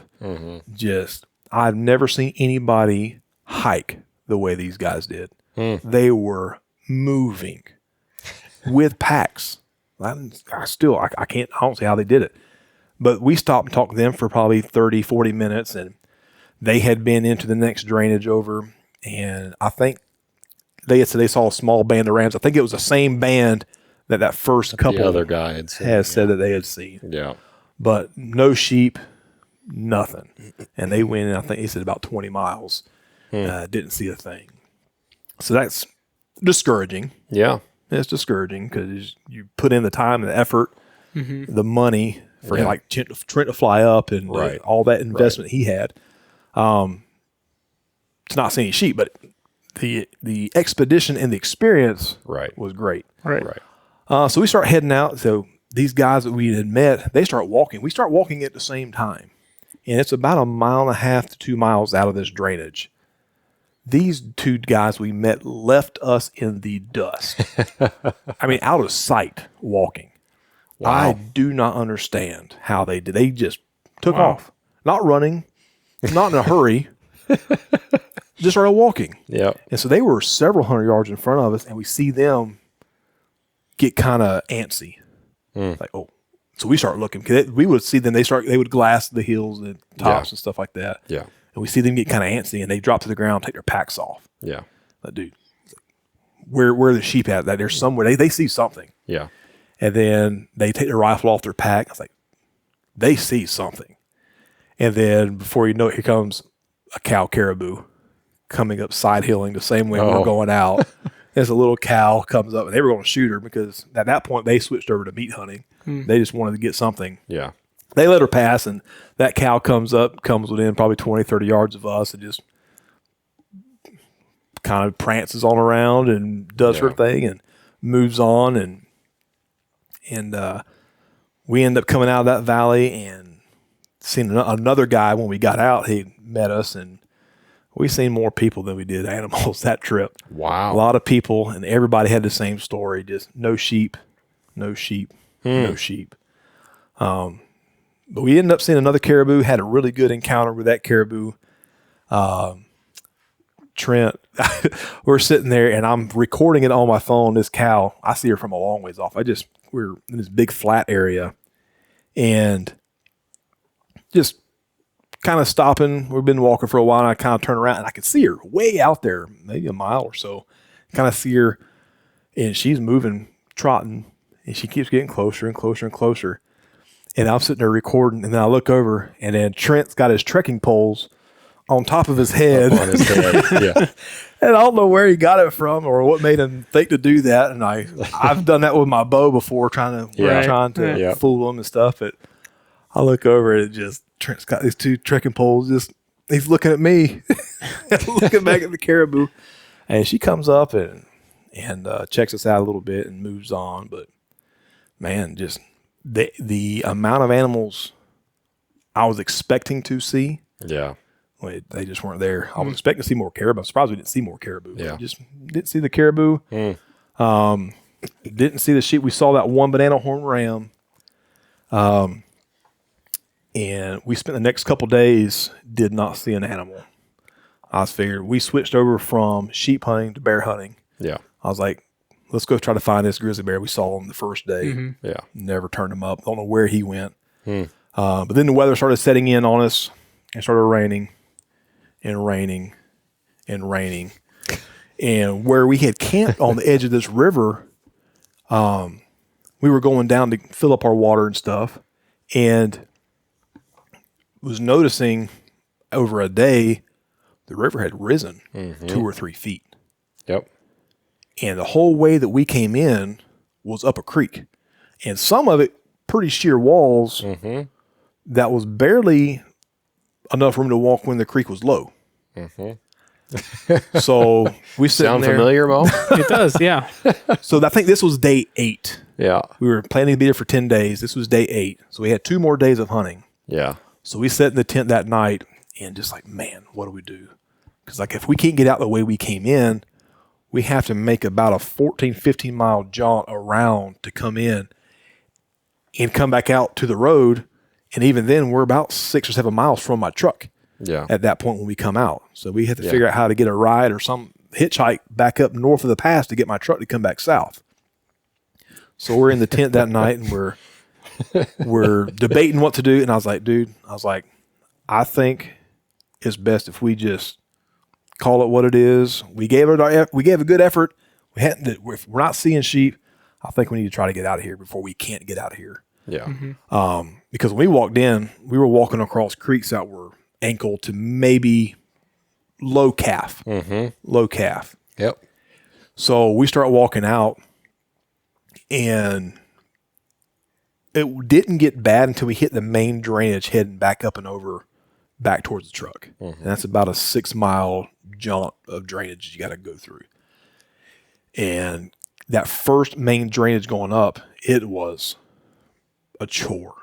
Because like the easy, just jumping across on boulders and rocks, all them boulders are underwater now. Yeah. So it's like, I don't feel like being soaked all day long. 'Cause I think we did that about a 10-mile hike to get out. Right. So it's just trudging and walking and walking and walking. And that's when I remember, because walking and hiking gets monotonous. Yep. And it just, you're in your mind, you start getting a little fatigued and tired. Like, man, I got a phone with music and podcast. I turned that thing on, turned the speaker on, and stuck it in my bino harness. Yeah. There you go. So you can hear it. And Yeah. like, man, it's so much better. Why did I not think of this I was running the one first earbud. day? When I was solo, that's what I did. Man. I ran one earbud with an audiobook about President Grant. Game And changer. it just, yeah. It takes your mind off of just the monotonous of trudging step after step. Yeah. But we get in, we're making decent time. And this whole time, Trent's a pretty slender guy. Yeah. And he needs food and sustenance to keep him moving. Yeah. So he had 2 meals per day, like 2 peak refuels or a peak refuel in a mountain house a day. 2 dinners per day? Yeah. So he had a breakfast or a dinner for in the morning, and then he had one at night. And throughout the day, this man had, what did he have? I'm trying to remember. He had Sour Patch Kids, candy bars, peanuts. This guy brought a summer sausage, tortillas, cheese dip. Yeah. And he's sitting over there and just chowing down. Me, my food for the day consisted of a bag of trail mix, Yeah. a candy bar or a protein bar, 2 liquid IV packs, Yep. and a mountain house. Yeah. That was it. That's about right. But I would notice, like, especially on that long day where we're leaving out, Yeah. I was getting fatigued quick. Yeah. He was keeping his sugars up and his energy up. And even like in our hunt, on days we'd have long walks, after 4, 5, 6 miles, I'd start trailing back a little bit just because I start losing my energy, and he just keep it on going. But we're walking out, and I start falling back. I start getting fatigued. I start getting tired.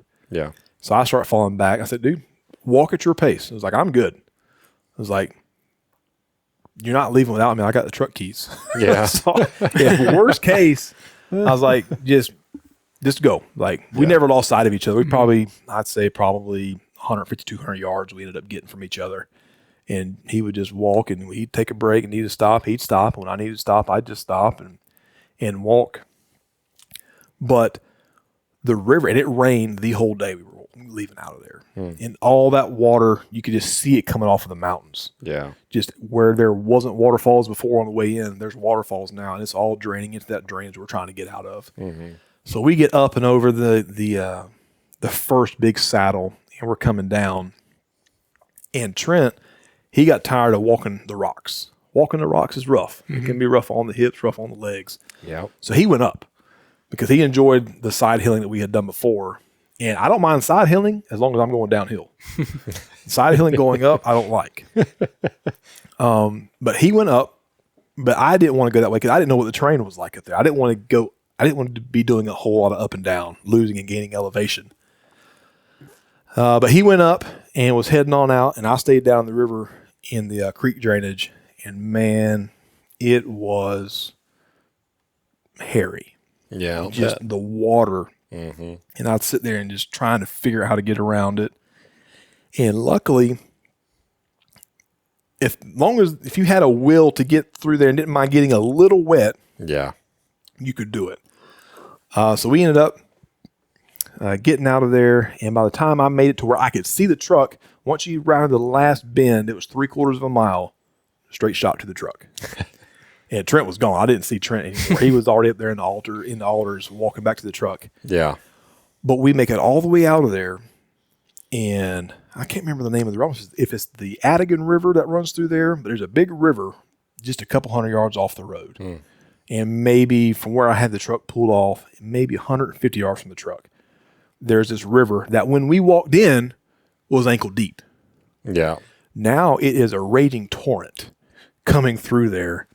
And I see Trent, he's down the river walking back up to me. He walked all the way down a ways, trying to figure out a way to cross. Yeah.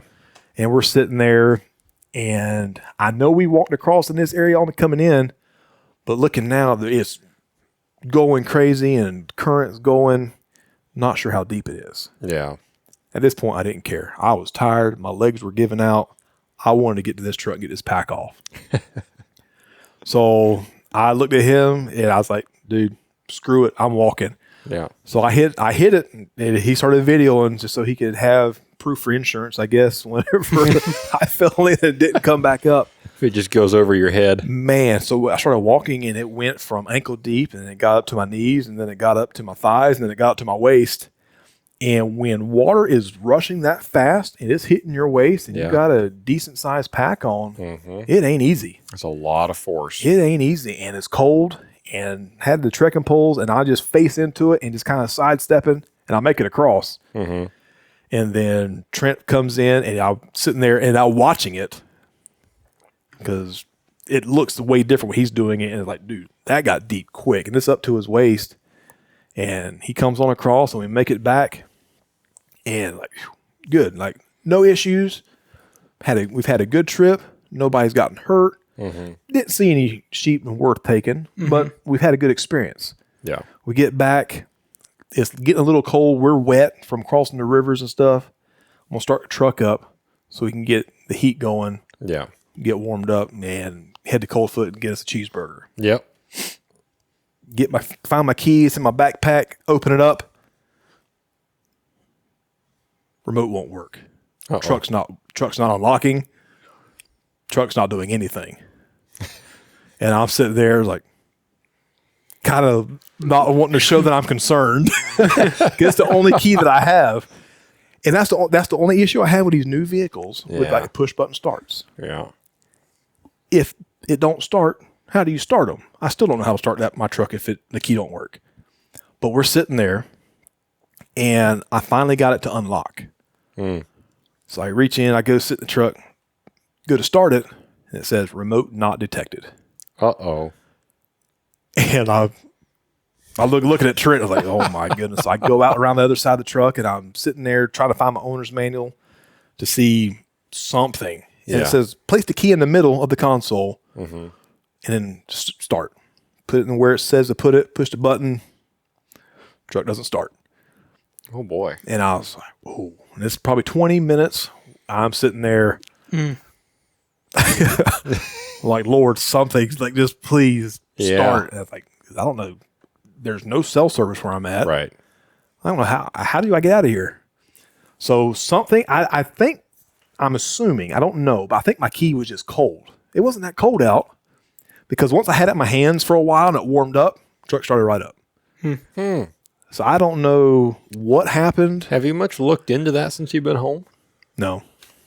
I wonder if it had something to do with being disconnected for that long. I don't know. Combined with cold, I know that's weird. Because it wasn't cold out. Yeah. Right. I'd say the coldest it got that whole time was maybe 30. Maybe. And that was just when it snowed that on us. Interesting. But I was panicking a little bit, so I started and I was like, I am not shutting this truck off until we make it home. So I got the cold foot. The first thing I did was shut it off, forgetting that. I was like, oh my goodness, like Lord, please. At least we're in cold foot now. Yeah. So it started right back up and haven't had that issue anymore. I don't know what happened or why it did it. I'm sure there was probably some major wreck somewhere down the road that the good Lord was just keeping us from. Yeah. So I have no idea. Yeah. I have no idea what was going on. But it started up and we headed back to Fairbanks. And no sheep were harmed in the making of that story. No sheep. Well, let's jump to a break. I'm going to grab some more coffee and then we'll pick up here in just a minute. So you got out of your sheep hunt. Your truck finally started. Yeah. So can I give you a piece of advice? Yeah. Look into that remote.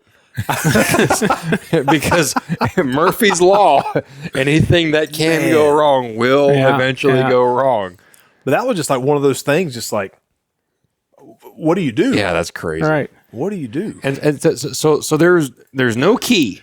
No key to that. On that fob at all. It's the only all key, it opens the door. That's how I got in my truck. Oh, so it does have a key to open the door. It has the key to open the door. Oh, you at least have that. Yeah.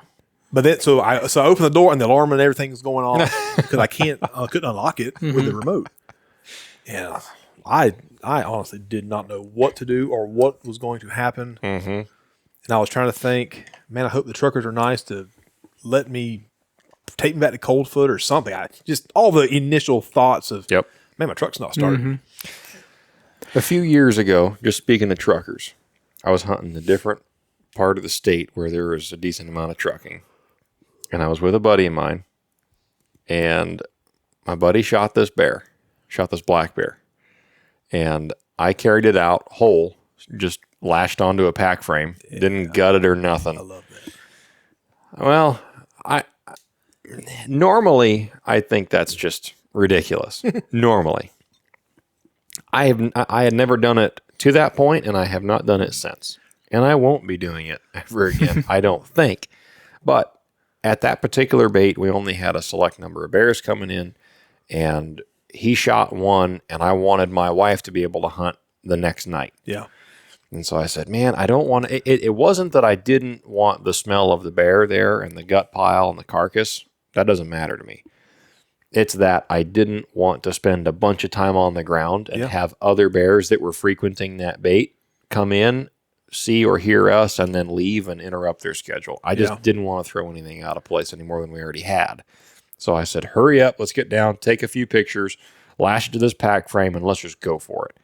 And it wasn't a long walk, relatively speaking. I think it was 500-ish yards maybe to get back to the main trail where we could get a vehicle to it.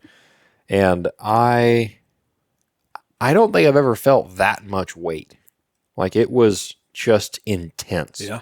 It's the only packlet I ever had where I could actually feel like the bones in my legs. Just that pressure going down through the bones in my thighs and in my shins. Yeah. And I just felt, my joints didn't hurt right away. My joints didn't hurt. I didn't feel like my muscles couldn't do it. I just felt that intense pressure coming down through my legs. And I thought, man, that is a weird feeling.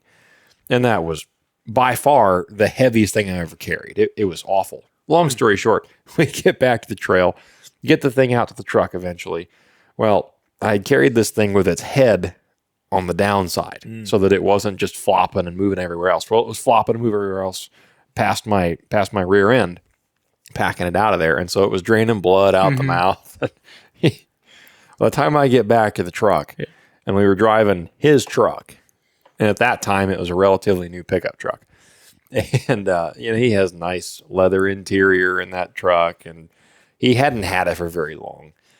Well, my pants are just covered. I mean, from the middle of the back of my leg all the way down to my boots, baby, I am just red all the way down the back of my pants.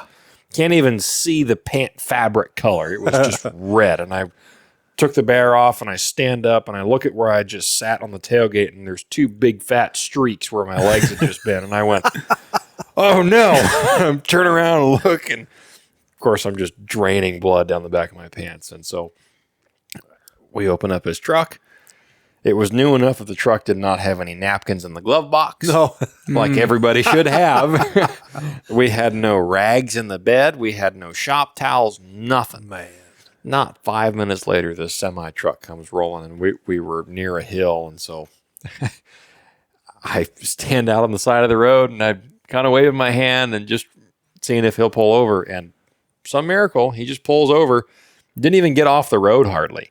Pulls over, I climb over and take a step up, and he rolls down his window, and I said, you don't happen to have any shop rags that I could buy off you for $20, do you? And he goes, what do you need to clean off? And I said, we killed a bear. I got blood all over the back of my pants. We packed it out. I'm just looking to clean up so I don't have to sit in my buddy's truck.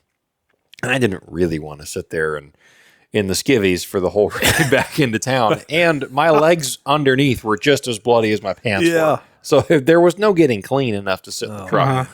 And so I ended up, this guy ended up just sitting there for a second, and he rummaged around the back of his cab in the sleeper and pulled out a whole roll of blue rags, or blue towels, shop towels, and then a whole handful of shop rags.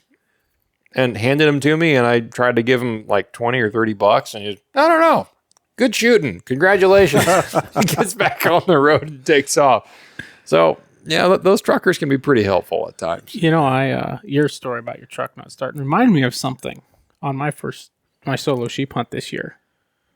Oh? I got back to my truck. Have I heard this yet? I don't remember if I told you this or not. I don't think I remember hearing this. I got back to my truck and unpacked and got everything in the truck and got, all ready to go. I think I ate a meal. I had one more meal I'd left in the truck to eat after the hike out, so I'd feel good, for the drive home. And did all that. Jump in the truck and key on. All the lights come on and everything, and I go to start and click, click, click, click. That was a Dodge. This was my Dodge, yeah. Oh, really? I'd been driving this truck for about a year now, just under a year. Put about 10,000 miles on it. Haven't had any major issues at all. The batteries got a little low the last winter when it was 30, 40 below. Yeah. I hadn't had any battery issues. Nothing before this. No weird issues. So I happen to have had a jumper pack with me that I just had in my truck. And it's a big 2,000 amp jumper pack. It ain't some small thing. And so I popped the hood and put it on, and it started up. And I was very thankful for that. And then I jump back in the truck, and I'm driving down the road, and I'm looking at my battery gauge because it should be climbing back up at this point. And it's like dropping. Yeah. And so I'm like turning power off. Like I'm turning my radio off and any lights off, and like what like further I can get towards the main road. I'm kind of parked back in somewhere here, like the better. And I hit a bump and everything comes on, the meter goes up, and we're good. And I was good all the way home, and I forgot about it. Till a few days later when the same thing happened again. Huh. Anyway, it was loose connection combined with the battery going bad, and I ended up getting new batteries and some new terminals and redoing some stuff, and it's been good since. I haven't had an issue, but that was Let's say at least you were prepared. I was, thankfully. Are you ready for this? What's that? Oh, good job having the jumper pack with you. Yeah, and praise the Lord, because my goodness. Yeah, I was just like, I didn't even realize if I had it with me, right? It was just in there. Yeah. As the last place I'd used it. Is that little skinny, the little gray one? Yeah. Yeah, that thing's amazing. Tiny little thing. I've jumped my Duramax with that thing in the cold. And that's 2,000 cranking amps. Wow. Huh. Yeah. How many cranking amps do you think that yellow one is that I've got? I don't even know. What's it rated? So is it like 1,200 or something? Usually is what those are rated at. It's got the little internal compressor. Yeah. And the 3 USBs. But those are usually rated. I mean, it might be a 2,000. I don't know. I don't remember. But it'll say usually right on the front of it. I haven't even looked at it. I've used it a few times. It's an interesting thing because those bigger ones, yours is like the bigger battery pack. I think that's more probably just for the compressor. Well, you can buy those, like a lot of those that you buy are still big. It is the battery size, right? And the type of battery that's in it. Mm-hmm. Now, and it will provide that output that it's rated for a lot longer. Mm-hmm. Whereas my little 2,000 amp on a big diesel, it's going to give you 1 or 2 goes and then you're done. Yeah. Right. Mm. Now, granted, it's small, it's light, easy to charge up and all that. But, you ain't bringing that with you to charge your phone off of. So that is there for one purpose and one purpose only. Yeah, exactly. I've never used mine to charge anything, like that. But you could. I've used it to air up some tires, though, a few times. Surprisingly, it works pretty well. I've got one of those DeWalt inflators that I use for that. Yeah, that's pretty slick, too. So the sheep hunt, overall, you enjoyed yourself. Oh, we had a great time. Your buddy Trent had a good time. From what he's told me, he has enjoyed every bit of it, and we want to do something else, and it opened up his mind to do more things. Yeah, head out west. Just if nothing else, just do some backcountry trips. You know what you ought to do? What's been on my mind lately that I think you would enjoy, and that it sounds like Trent would enjoy as well? Aoudad. You ever thought about going aoudad hunting? I've watched some videos on it. It seems like there are enough opportunities throughout the lower 48. Yeah. And I believe, and I could be totally wrong on this, but there are a lot of what we would call over-the-counter opportunities that you can just get in on. Yeah. But I'd have to look in on which states you can do that in, but it seems like there's increasingly more aoudad hunting opportunities. I've watched a few bow hunt films, guys bow hunting audads. Of course, you'd want to do it with a bow. Yeah, absolutely. Oh boy, Absolutely. well, that would be fun if you could pull it off, though. Hey, Yeah. Yeah, all it takes is one arrow. That's all it takes. that's true. That's true. Or a single shot from a rifle. Right. Yeah. Not knocking rifle hunting. Oh, no. I love it. But Yeah. man, it's just something about bow hunting. Yeah. I agree with you. I just love it. So you've speaking of bow hunting, last year you shot a moose with your bow. Or was that 2 years ago? What year is this? 20. That was last year. This is 24. 24. I thought it was last year. 20. Man, what year is this? No, 23. I was gone. Oh. So Yeah, it'd that's been right. You were. 2022 Yeah. is when I shot that. Was it moose. really 22? Time's ticking by. Whoa. Yeah. Okay, so 2 years ago, Yeah. you shot a bull with your bow. Yeah. Shot a town moose. Had been out, went down south a little bit, adventuring out down off of Unit 13, looking for some bulls. And to be honest, had some of the best moose hunting I'd ever had as far as like actually seeing moose and seeing bulls at that. Yeah. Because usually where I've hunted, you might see a cow or two or some little spike fork or in units that are 50 inches or greater or 3 or 4 brow tines. Yeah. And where I went down there in Unit 13, I was down there for 5 days, seen quite a few moose. One bull, I think I've showed you, Dalton, the videos of him.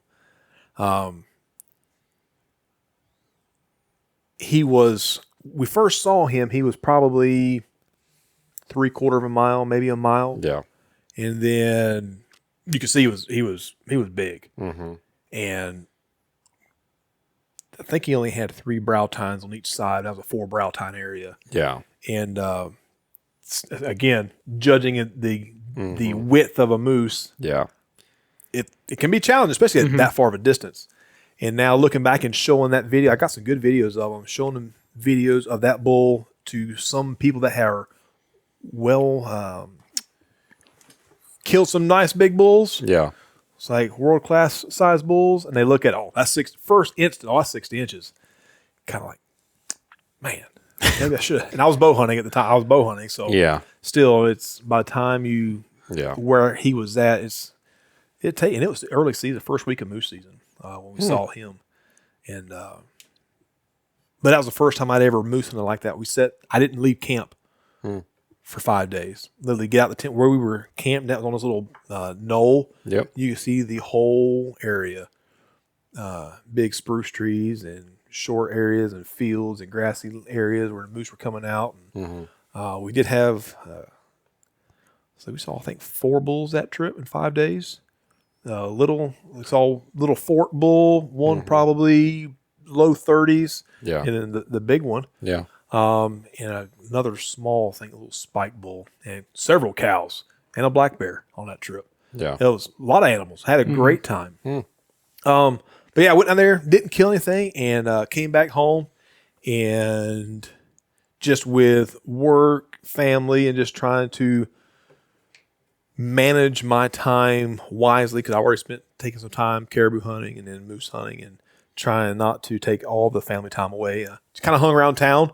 Went to an area to where I could try to get away from some people. Yeah. And went out there, and I've been going out there for a while. Yeah. And never had seen a moose, but I was finding their beds. I picked up a couple sheds walking out there. Lots of did you really pick up sheds out there? Yeah. No kidding. If you had a bow, he'd probably a 40-inch, 45-inch bull. Wow. If you had the other side. Nice, beautiful.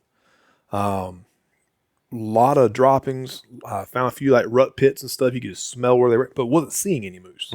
Just where they had been. So it was getting towards the end of the season, and where I was at runs a little past the normal moose season. So on into the time when they're starting to actually get into their rutting mode and rutting phase and stuff. So where calling and stuff works a little bit better. So I went out there. It was getting towards the end. I knew I had work priorities coming up that week, so I skipped out of church that night and went moose hunting. Yep.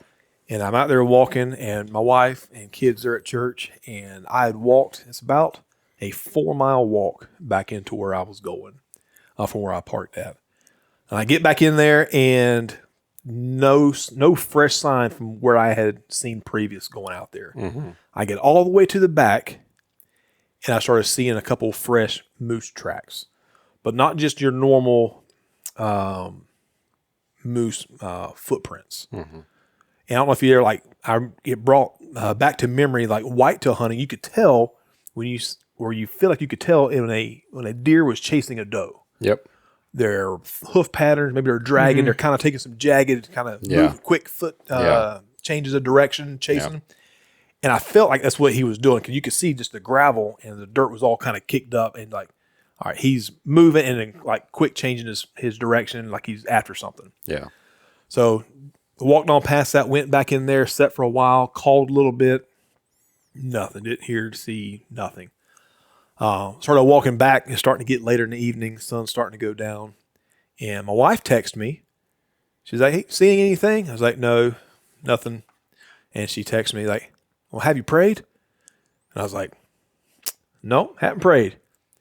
And I'm a Christian. Mm-hmm. I know where I'm going when I die. And I believe in prayer. Yeah. But I don't always pray where I get it on my hands and knees. I pray all the time. I'll talk driving to work or whatever. I'll talk to God and have a good conversation. But for some reason, I got down on my hands and knees that time. She's like, have you prayed? I'm like, no, haven't prayed. I stopped. I had my bow with me, and I laid my bow on the ground, and I got on my hands and knees, and I sit there and say, Lord, like I have practiced. I've been shooting all summer. It's like I've put in the time, I've put in the effort. Like, Lord, please just help me to at least see a moose to shoot. Yeah. And so get done with the prayer, say amen. I stand up. Fellas, I tell you, God's real, in case y'all didn't know this. Yeah. I took no more than 5 steps after saying amen. And I heard a faint, oh. And you kind of had that. Am I hearing things? Yeah. Right. Like, yep. What was that? And you're just like, oh. Mm-hmm. Like, kind of like, Lord, like, are you serious? Like, I know you answer prayer, but like you're answering it right now. And I sit there and I can hear him. And then I start, calling back. Mm-hmm. And then he starts raking. And then by that point, like 100%, I know that's a bull. Yeah. I can't see him, but I can hear him. And I'm calling, and I turn my phone on, and I put it in my bino harness, trying to video. And if you listen, you can hear the bull raking, and you can hear him calling. Yeah. But the way I was positioned, you can't never see him when he actually comes out. Yeah. But I'm calling, and he's raking, and I'm calling, and he's moving. I can hear him going through the brush. And then I hear something behind me. And I look around, and I in my mind, the bull, here they are. This is where they're all at. Yeah. The moose are coming in. They're coming in from both sides, and it's turn around, it's beavers behind them. They're back there in the water. And so I look around at the beavers, and then I can hear the faint sound of an airplane. And the plane, he's getting closer, and the bull's calling, and I'm calling. Plane's getting closer, and we're calling. And then the plane, he's not very high above me. I know he had saw the moose. I'm not sure if that's why he was flying, but in my mind, man, he just scared it off. Like everything was coming together. The plane's flying 100, 150 feet off the trees. Like he scared them off. Plane goes by, and I'm sitting there. You kind of close your eyes, so you're trying to hear better. Mm-hmm. And I close my eyes, and I'm listening, and I don't hear anything, and I go, oh. And then he fires right back. He got closer than he did before. Wow. And so I call, and he's in there still calling and raking, and I'm kind of just looking around. And I remember I look behind me, and I turn back, and he's at less than 30. Wow. Standing there, and I'm on my knees out in the open, sitting there, doesn't have my release on or nothing yet. And he's there just looking at me. And I'm just kind of pinned, not sure what is going to happen because, like, if I move, is he going to spook, run off? Like, just don't know what they're going to do, or is he going to come on in or try to breed me? I don't know what's going to happen. Mm-hmm. So he sits there and he's looking at me, and all of a sudden you can kind of tell that rut trance takes back over. His eyes roll back. He starts swaying that head, and then starts walking kind of parallel to me. Yeah. And in the video that I have, you can hear me. I'm taking deep breaths, trying to calm down, get myself in the right mindset, and I get my release on. And I remember I range him one more time, and he's at 25. And my sight pin, I think, was at 40. Mm-hmm. So I rolled my sight, and I'm sitting there. And you can see my release arm, and it's going up and down, and I'm taking deep breaths. And he comes in, and he's quartering to, little more than I would have liked, thinking back on it. Mm-hmm. But he was so close, less 25 or less. And I drew it back and anchored. I shoot a hinge release, and you can hear it. I come back to full draw, and you can hear the click. Mm-hmm. And then about 4 seconds, and then arrow's gone. Hits him right behind his right side, right behind his shoulder. Buries into the fletching, pokes out the backside, and he takes off. And at that point, I stand up and I run over to the edge where he went into all this brush, and I'm looking and looking and looking, and I can't see him, but I can hear him. Yeah. And it sounds like I can hear him walking off. Yeah, I was like, man, he's moving. But good shot. I can see blood everywhere where he took off through there. Mm-hmm. So I call a buddy of mine. He meets me. We go back out there, and I'm like, dude, I don't know how far he went. I was like, bring your lights. Like, by that time, it's gotten dark. Mm-hmm. Yeah. So they bring some good lights with you. It's like, I don't know how far he went or how far we'll have to trail him. So we go from where I shot, and we start trailing blood, and it's not hard to find at all. I mean, somebody took like a ladle and just dropping blood as he's walking. Yeah. He maybe went 40 yards. Nice. So I'm assuming what I heard, there were multiple moose in there. And it was another moose walking off through the grass and through the brush. But yeah, he didn't go anywhere. There's probably another hunter that saw the whole thing go down. Oh boy, man, it was walking out. But that was my first bull. I shot a cow several years ago. My first time up here on a antlerless draw tag. I shot her at about 30 yards. I shot this one under 25 with a mechanical. I shot my first moose on a cow draw tag when I was a teenager. Right. Hey, they eat just as good. About 110 yards, a 300 Win Mag. That worked. No, both of my moose have both been archery kills. But yeah, that would be a lot of fun to shoot a moose with a bow. Man, it's exhilarating. It would be fun. I keep trying to talk to a certain guy that we all know that's killed some big ones about taking a bow hunter with him. Good luck with that. Good luck. Mo and I both said the same thing at the same time. Yeah. Good luck. I keep trying to convince him just to bring an extra hunter. Well, I ain't gonna lie. I thought I might have had him convinced this year because he kept asking. It's like, oh, what are you doing for moose season? I was like, I got to go home and tell Rachel. I was like, he might ask me to go with him. Don't make any plans for September. But moose season came and my chance. Moose season came and he went and I didn't. And so every time I see him, he just comes up to me. Do you know how it feels? No. I know. Of course you don't. And I say, don't know how what feels. Shoot 3 record moose consecutively. Man, hey, I'm glad for him. I'm glad. Oh yeah, yeah. But, no, he's earned it. Yeah. He's talking about putting in the time and the money. Yeah, that's the thing. I know I was talking to him one time. He's like, when you start getting off the pavement, that's when it starts getting expensive. Oh yeah, and that's nothing could be farther from the truth in Alaska. You start traveling and getting off that highway, man, it gets expensive. Did you see that, speaking of highways, did you see that there is a bill in review right now that would override BLM's ability to turn down the Ambler Road project? Really? Mm-hmm. So there's a chance. Is BLM still set to turn it down? Or BLM already turned it down. Okay, I wasn't sure if there was BLM had made the decision. Well, there's... I mean, I mentioned earlier, upcoming administration. I mean, there's a really good chance with the new Secretary of the Interior that it would open it right. He'd want to open it right back up. And also, on top of that, the irony of that I find, and a little bit of humor, is that in Alaska, over the last few years, we've had incessant and increasing federal overreach on federal land and managing state resources of wildlife on federal land, which is against the Constitution, in my opinion. But I'm not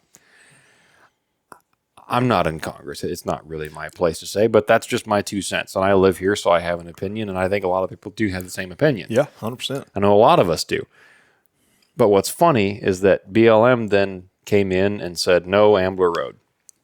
And now that Congress is looking at taking away BLM's right of refusal, BLM saying, that's federal overreach. It's the taste of their own medicine. How the turntables. Yeah, how the turntables. Right. I don't know. So there was talk, I heard a little bit, like, of Dunleavy being asked to be Secretary of the Interior. And they obviously didn't choose him. Yeah. I think he would have been really good. Yeah. President Trump did come out with a video talking specifically about Dunleavy. I hadn't seen it. Mentioning their relationship and that he's working, looking forward to working together with him, and that they've gotten a lot accomplished and they have a lot of exciting things planned for Alaska. Yeah. Talked a lot about, was it a gas pipeline? Maybe. Possibly, that I heard about. I saw a video of the new president-elect talking about that. Yeah, I don't know. I don't know. Doug Burgum from North Dakota, governor of North Dakota, was picked for Secretary of the Interior, and that's the part is at BLM. Yeah, so that's a good. I think Kristi Noem got appointed as well. South Dakota, wasn't it? She's the governor. I think she is the governor of South Dakota, right? She's the one that shot a dog on a farm and wrote about it in her book. In her little autobiography. I don't remember what she was that. picked for. And she had that in her book, and then when her book came out and hit the market, people were in uproar about the fact that she would shoot a dog. I think it was a dog, and then she went on. I think she won Meat Eater and was talking about it and said, "Oh, really? Since when did this become a problem? This is a farm animal, and this is what farmers do." But I just thought that was funny. Head of Department of Homeland Security. Kristi Noem? Yeah. Oh, she'll be good for that. Yeah. A lot of changes. A lot of change coming. A lot of changes. A lot of change coming. Yeah. I would shock me if Ambler Road didn't go through here in the next. Yeah. Now, remind me, where is that road project talking about? So it's on the south side of the Brooks, west of the Dalton. Going west. Yeah. About 200 miles west. Yeah. 200 and something miles. And I mean, that's easier for me to get to. Yeah. And this is something that I've talked about before, with other people, but I go back and forth on it. Yeah. Because the Brooks is like the last great wild place that we have left in the country. Yeah. I think in North America, you can find more remote places, like in the Yukon territories. There is some wild, untouched, unpopulated area. But for what we have in Alaska, the Brooks is it, man. So here's another thought process on that, though. Anybody with money, especially Alaska residents, who have a little bit of, I say a little bit of money, who have a little bit more means than your average Alaskan, can fly anywhere they want in the Brooks. Get flown, too. Okay. I'll humor your point. You get what I mean. Yeah. Right. As soon as you put a 200-mile road in south of the Brooks, if that at some point is opened to the public for walk-in hunting, it allows guys like, the three of us sitting here to have access to spots that only really before, unless you saved up, saved for years to be able to pay for what a air taxi costs now, to be able to walk in somewhere. And those guys are now going to avoid those places and go other places. And if they do, I'm sure they would still put a 5-mile corridor. Oh, yeah. Absolutely, they would. I'm sure I would hope they would. Right. Yeah, I'm sure they would. Right. Okay, that's the only thing that keeps... I couldn't imagine if the Hall Road did not have a 5-mile corridor. It would be a shooting gallery up there. Holy cow. Well, I mean, you look at the south side of the Yukon, and it's really not that bad there, but it's not as wide open. But it's thick. Yeah. Yeah, it's all thick, timbered country. No, I agree. I think it should have a 5-mile corridor or maybe a little bigger, depending on the area and terrain, maybe. It depends on the topography of the area, but I'm sure... And walk-in only, not motorized access. Yeah, non-motorized. I think that needs to be upheld regardless. I remember when they were going through the preliminary discussions about what Ambler would be and kind of having these public conversations. Alaska Outdoor Council, I think, was kind of leading the charge on some of the concerns about it. Yeah. And they were saying that if it does go through, then we will make sure that we do everything we can so that it is accessible to the public. Because a lot of the rumors were, well, nope, not going to happen. It's going to be a private mining road. It's going to be a gate at the Dalton, and this is going to be the Dalton-Ambler intersection. There's going to be a stop sign and a big yellow gate, and you're not going to be able to go in there. That's obviously metaphorically speaking, but it will be out of bounds.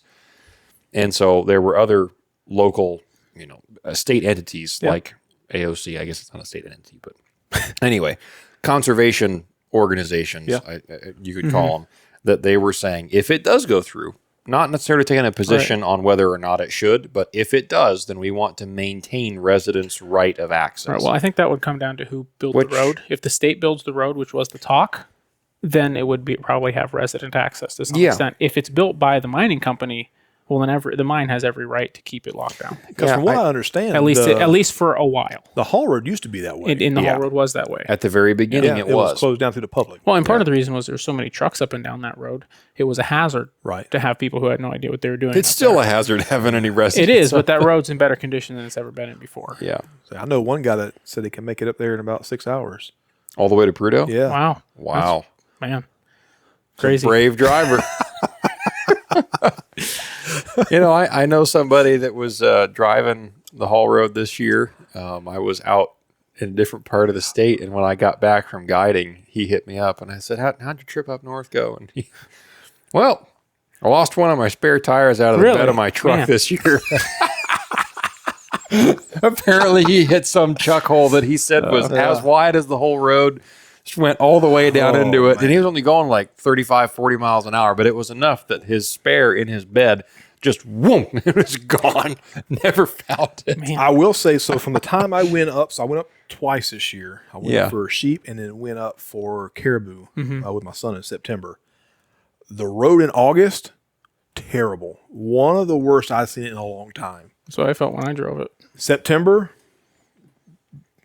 180-degree difference in that road condition. It was so nice. I think it was the rain. There was so much rain there in August. So nice. There. And the construction, all the road construction had stopped, so there was no. Were they doing a bunch of construction this year? Someone was telling me that there was a bunch of pilot car up on the north side, up like between Happy Valley and Adigan.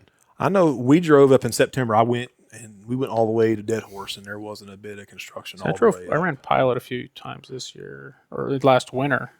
I heard there was like I guess that would miles have been before long any of of that. road. That that's not uncommon. Yeah. Just because they'll regrade it and whatnot. Yeah, I don't know. Anyway, interesting. It's a terrible road. I've been on it a number of times, and it's awful. Yeah, this past August was the worst I'd ever seen it. I love that. I love going up there. I love it too. I love driving up there. Yeah, don't get me wrong. I enjoy it. Like, it's fun every time. Have you hunted a caribou up there yet? Not off the road, no. No? Man. We've talked about it. Mm-hmm. We say it's going to happen this year, but we say that every year. So it's fun. Yeah, I've not done that hunt specifically. No, I haven't driven up there and done that hunt. I should just to do it. It's a good hunt. A buddy of mine just got back from there just a couple days ago. I need to text him and ask him. By the time this comes out, he will have been up there almost 3 weeks. Right. 3 weeks or 3.5 weeks ago. But yeah, at the time of this, he just got back. He said it was really cold. Yeah, so I usually go up there around mid-October. Yeah. And I had planned to go up there this year mid-October. Yeah. And it's cold. I kept thinking about wanting to go up in October, but we were getting this thing off the ground and doing a lot of things and production-wise. And I had a few things planned for October this year that we didn't end up having time to do. So next year's projects. Yeah. Bigger and better. Build back better. So... Question about gear then. Did you change anything from your Delta solo sheep hunt to this hunt? Footwear, pack, tent, did you have anything catastrophically fail before that you've changed or that you feel like you've learned about? The only thing for me that I tried to focus on this year was keeping my pack light. Mm-hmm. I tried to cut, and I tried to cut most of that I took out in my food. Yeah. So I went and just bare minimum. I carried 12 days worth of food. Yeah. with me, and each of them in a gallons of like bag. Yeah, that's a good way to do it. And tried to minimize as much as possible. This is the first time I've never carried spare pants. I didn't carry. Really? No, I took one pair of pants. I carried a set of thermal bottoms. Yeah. A shirt, a thermal shirt, a puffy jacket, and puffy pants and rain gear. Like I didn't, and two pairs of socks and 2 pairs of compression underwear. And was surprised how well that worked. Like having one pair of pants, like in my mind, this is going to get kind of raunchy after day 6. See, I've always been the opposite. I don't think I've ever brought an extra pair of pants on a backpack hunt. Now, my thought just like, I don't want to be wet. If something gets wet, I don't want to be in wet clothing. But so my pants I wore the, man, what are those pants called? They have a sportsman. Killick? Yeah, the Killick. Yeah. I wore the Killick pants, and they got soaked going in because it's all the brush. It wasn't raining, but it had rain. Yeah. Walking through the brush, I got soaking wet. And by that first night when we went after the bear, they were dry. Yeah, that's awesome. Never once did I have to put on a pair of wet pants. Nice. And socks, I just swapped them out every other day, let them hang in the tent and dry while we were out. Or this is the first time I've ever really tried to sleep clothing dry. Like if I had some damp stuff or wet stuff, and Trent, I think his gloves got soaked. Put them in a sleeping bag, got up next morning, dry. What kind of sleeping bags are you guys using? Oh, I don't know the name of what I had. It's a like military style bivy. It's a 20-degree bag that has a waterproof bivy sack Shell that around it can go over it. Yeah. And I got that thinking, hey, we go up, we have to get into the mountains. Yeah. We end up not being able to make it back. I could pop that thing out. It's waterproof. We can sleep right there on the ground. Never used it for that. So with it compressed down as small as you can get it, is it more like this size or is it this size? It's about that size. I'd say maybe, about 10 inches maybe. Just big. Do you think it's synthetic or is it down? It's synthetic. Okay. 100%. I was going to say, yeah. It's synthetic. So having a synthetic bag, you can do that.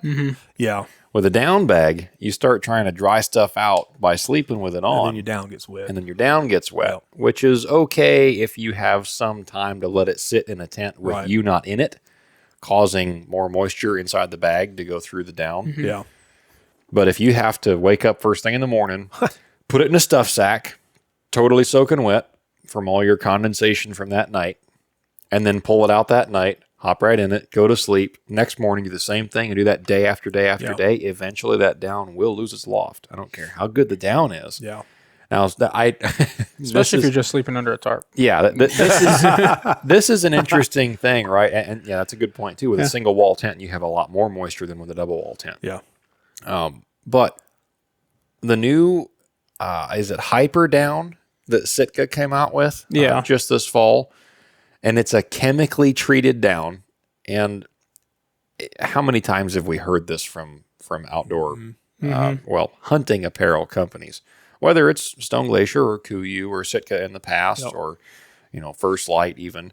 But they come out with a down jacket and pants, and they say this is DWR treated down essentially, and so it's hydrophobic down, so it won't absorb moisture as much as untreated down will. And then you go use it, and the thing, it works well for a while. It might work, I don't know, let's just say 20, 30, 40% better than standard traditional down. Right. But eventually it does fail. Yeah. So I'm curious just how much of it is marketing and just how much of it is actual reality with this new stuff. Because, Barclow's been out talking about it a bit. And he's been on a couple of podcasts. I think he was on the, what's that one? It's out of Canada. I don't know. The something journal. You know what I'm talking about. I think I know what you're talking about. Yeah. Yep. Yeah. Can't remember the name of the show. Anyway, so he was just on there talking about the new down products, and I listened to that, and it sounds all well and good. But the idea and the battle has always been: can you get the warmth to weight ratio that you have with down in a fill material that doesn't have the downsides of down. Yeah. So that over time it'll get wet and it'll compress and then it won't have loft and then it's not going to insulate you. But having a synthetic bag like you've got, that's the answer. Now, the downside to that is it's a little bit bulkier, it's a little bit heavier. Right. But when the chips are down, no pun intended. Yeah.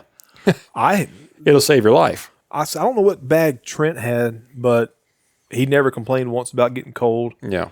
Never. Our gear selection, like I wore crispy boots. I think he had Kinetrex. Well, he's a smart guy.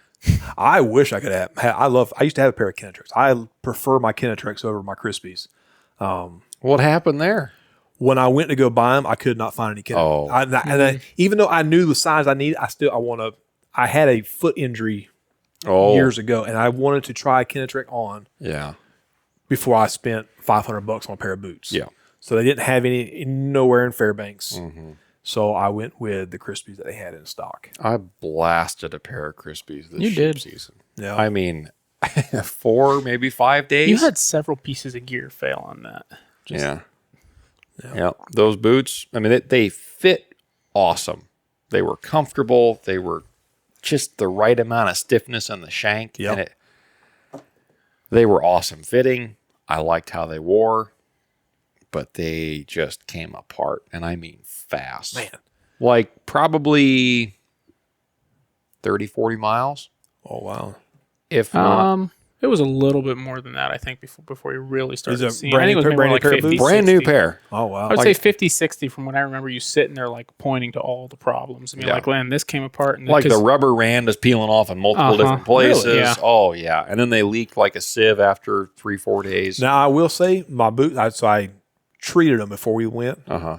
Not one. And that's what we were in water quite a bit, walking through creeks. Yeah.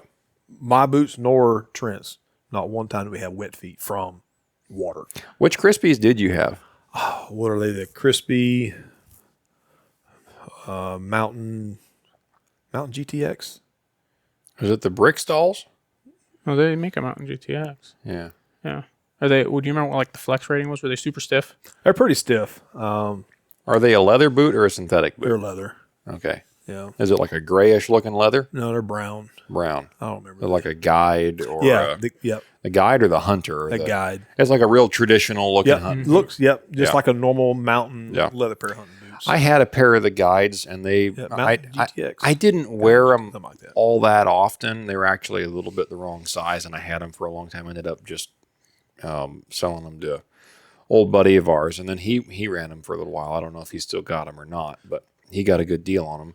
But then my boss bought a pair of the guides this summer because he got tired of wearing boots at work that just wear out, and he's spending $150 to $200 on a pair of Danners or Cats or whatever else he would find at the work stores, Big Rays or Prospectors or whatever. And so he said, I'm just going to spend $150 or $200 more and see if I can get more than 3 months out of a pair of shoes at work. Because he had seen me wear, and I've admittedly got a pair of Crispy Altitudes. They're just a really lightweight, super flexible shoe, just a real low top. It's like a little hiking shoe, not a boot by any means. But I've been wearing those at work because they're non-insulated. The top of them is a synthetic tongue, so they breathe real well, so your feet don't just get totally saturated all day at work. So he bought a pair of those Hunters, and he bought them this summer, I think it was sometime. And his rand is already starting to peel off on a few different spots. I mean, wearing them for work every day, you're definitely going to see more wear and tear just because of how they get used. But it's the same spots that mine were blowing Did he buy the synthetics too? No. It's the guides. I've been thinking about buying the same ones I have. Just buying the new version. Mine have 2 sheep hunts through them, multiple and bear hunting and moose hunting, and I've got gouges in the rand just from crawling through the mountains, but. Man, but just that comparison though, like I came home, took those back to where I'd gotten them, and the manager was blown away. He said, "How many miles are on these things?" I mean, he was shocked. And I had brought a backup pair of boots to base camp. Yeah. And in the in-between when Mo had to leave and I kept hunting, I grabbed my other pair of boots. Would those have like 70 on them by the time you got them back to? Yeah, about that. But I told him, I said, look, this is what happened. This is how early on it happened. Like I had to walk to the pickup point in these, and I just kept on wearing them. What am I going to do? Go barefoot or wear my river shoes? Wear some Crocs. I had little sandals with me, yeah, and I did in some points. But anyway, but he took them back and gave me credit for them, and I went and grabbed the other pair of Kenetrex because I'd already had 2 other pairs of Kenetrex, and I was missing one of them, and I said, well, my other Kenetrex work just fine. Yep. So I went and grabbed another pair of them. Yeah, Trent had they're awesome. Mountain Extremes. Yeah. Which is the pair that my other pair that I have. Now I've got the Mountain Extremes in insulated and non-insulated, and I've got the Mountain Guides in insulated, and I'll wear those at work in the wintertime because that's that heavy rubber outsole on the bottom. That's a one-piece mold. But in 3 sheep hunts, 2 sheep hunts wearing Kenetrex and this one wearing Crispies. Yeah. No hot spots. That's no great. blisters. Trent did start developing. He started to develop some blisters on the ball of one of his feet. Yeah. So he stopped and taped that up about on day 1. Yeah. Put some blue coat tape on them and wrote it out the rest of the time. You talk about having sore feet, like the balls of your feet and then your heels walking on those river rocks in the bottom. Yeah, I started feeling it on my knees. Really? Just trying to keep my balance. It's never an even step. I started feeling it in my knees a little bit, but I was done going up and down hills carrying a pack. I would so much rather do vertical than be on the river bottoms. It's always I always feel like it's a split thing. Like I get tired of the rocks after a while, and I'm glad to climb a hill. By the time I'm climbing that hill and back down, I'm glad to be back on the rocks. Yeah, that's about how because then I'm back in the flat. Yeah. Yep. Not climbing. It goes back and forth. So you're kind of on the tail end here. Yeah. It's about time to close the book on tour number 3, or is this 4? This would be, for Alaska, this is 2. First one was extended. So you don't count that as his first one. Okay, so 1 plus an extension, and then this one. Yep. And there's no extension on this one. There could have been. Yeah. But we are wanting to see what else Lord might have in store for us. And 18 years in, I've only been at 2 bases, which is not common. I was just going to ask how common that is. That is not very common. Most people that are in my time in service have been at 4, 5, 6 or more. So kind of, I've been to a lot of bases, but never lived in those areas for an extended period of time. So we kind of want to see what it's like, see what God has to offer and what the Air Force has for us for the next couple of years until we move on to civilian life. Yeah. So I can start growing them beards like you guys have. So I suppose what I'm getting at here is you got 18 years in. Yep. You spent a lot of time in Alaska. When you first showed up, all gung-ho about hunting and fishing and the outdoor life, right? There are a lot of military fellows up here, guys and gals that get stationed in Alaska, whether it's in Anchorage or Fairbanks or Eielson or wherever they're at, right? Yeah. There's a lot of military presence in Alaska, and it's growing, and I'm sure it will continue to grow. Oh, yeah. I'm sure even more so over the next 4 years. Yeah. I see that at my work. The demand of what I do at work is heavily revolved around the construction industry. It's been growing faster than the housing market here for the past 4 or 5 years. And we can't keep up with new construction with the influx of people. But that, I guess that's rabbit trail of saying, for someone that's moving up to Alaska in the military, with your time looking back, you see mistakes and successes and decisions that you made that affected your time here. What would you tell yourself 18 years ago when you first showed up here? Man. What I would tell myself is you don't need all the high dollar stuff, all the top end stuff. It's nice to have, and it makes the journey a whole lot easier. Yeah. But as a young individual coming up, especially me, I was young. I was 19 when I moved up here the first time. Yeah. And as a E1 in the Air Force, don't make a whole lot of money. So you can't afford a whole lot. Can't afford the nice stuff, but I sure wanted it. Yeah. They make these things called credit cards. Yeah. And I learned how to use those pretty quick. But you don't need all the KUIU. Yeah. You don't need the $2,000 Matthews bow. You don't need the whatever high dollar rifle is out there. Mm-hmm. you can go and have just as much fun, do just as much of an adventure on a budget.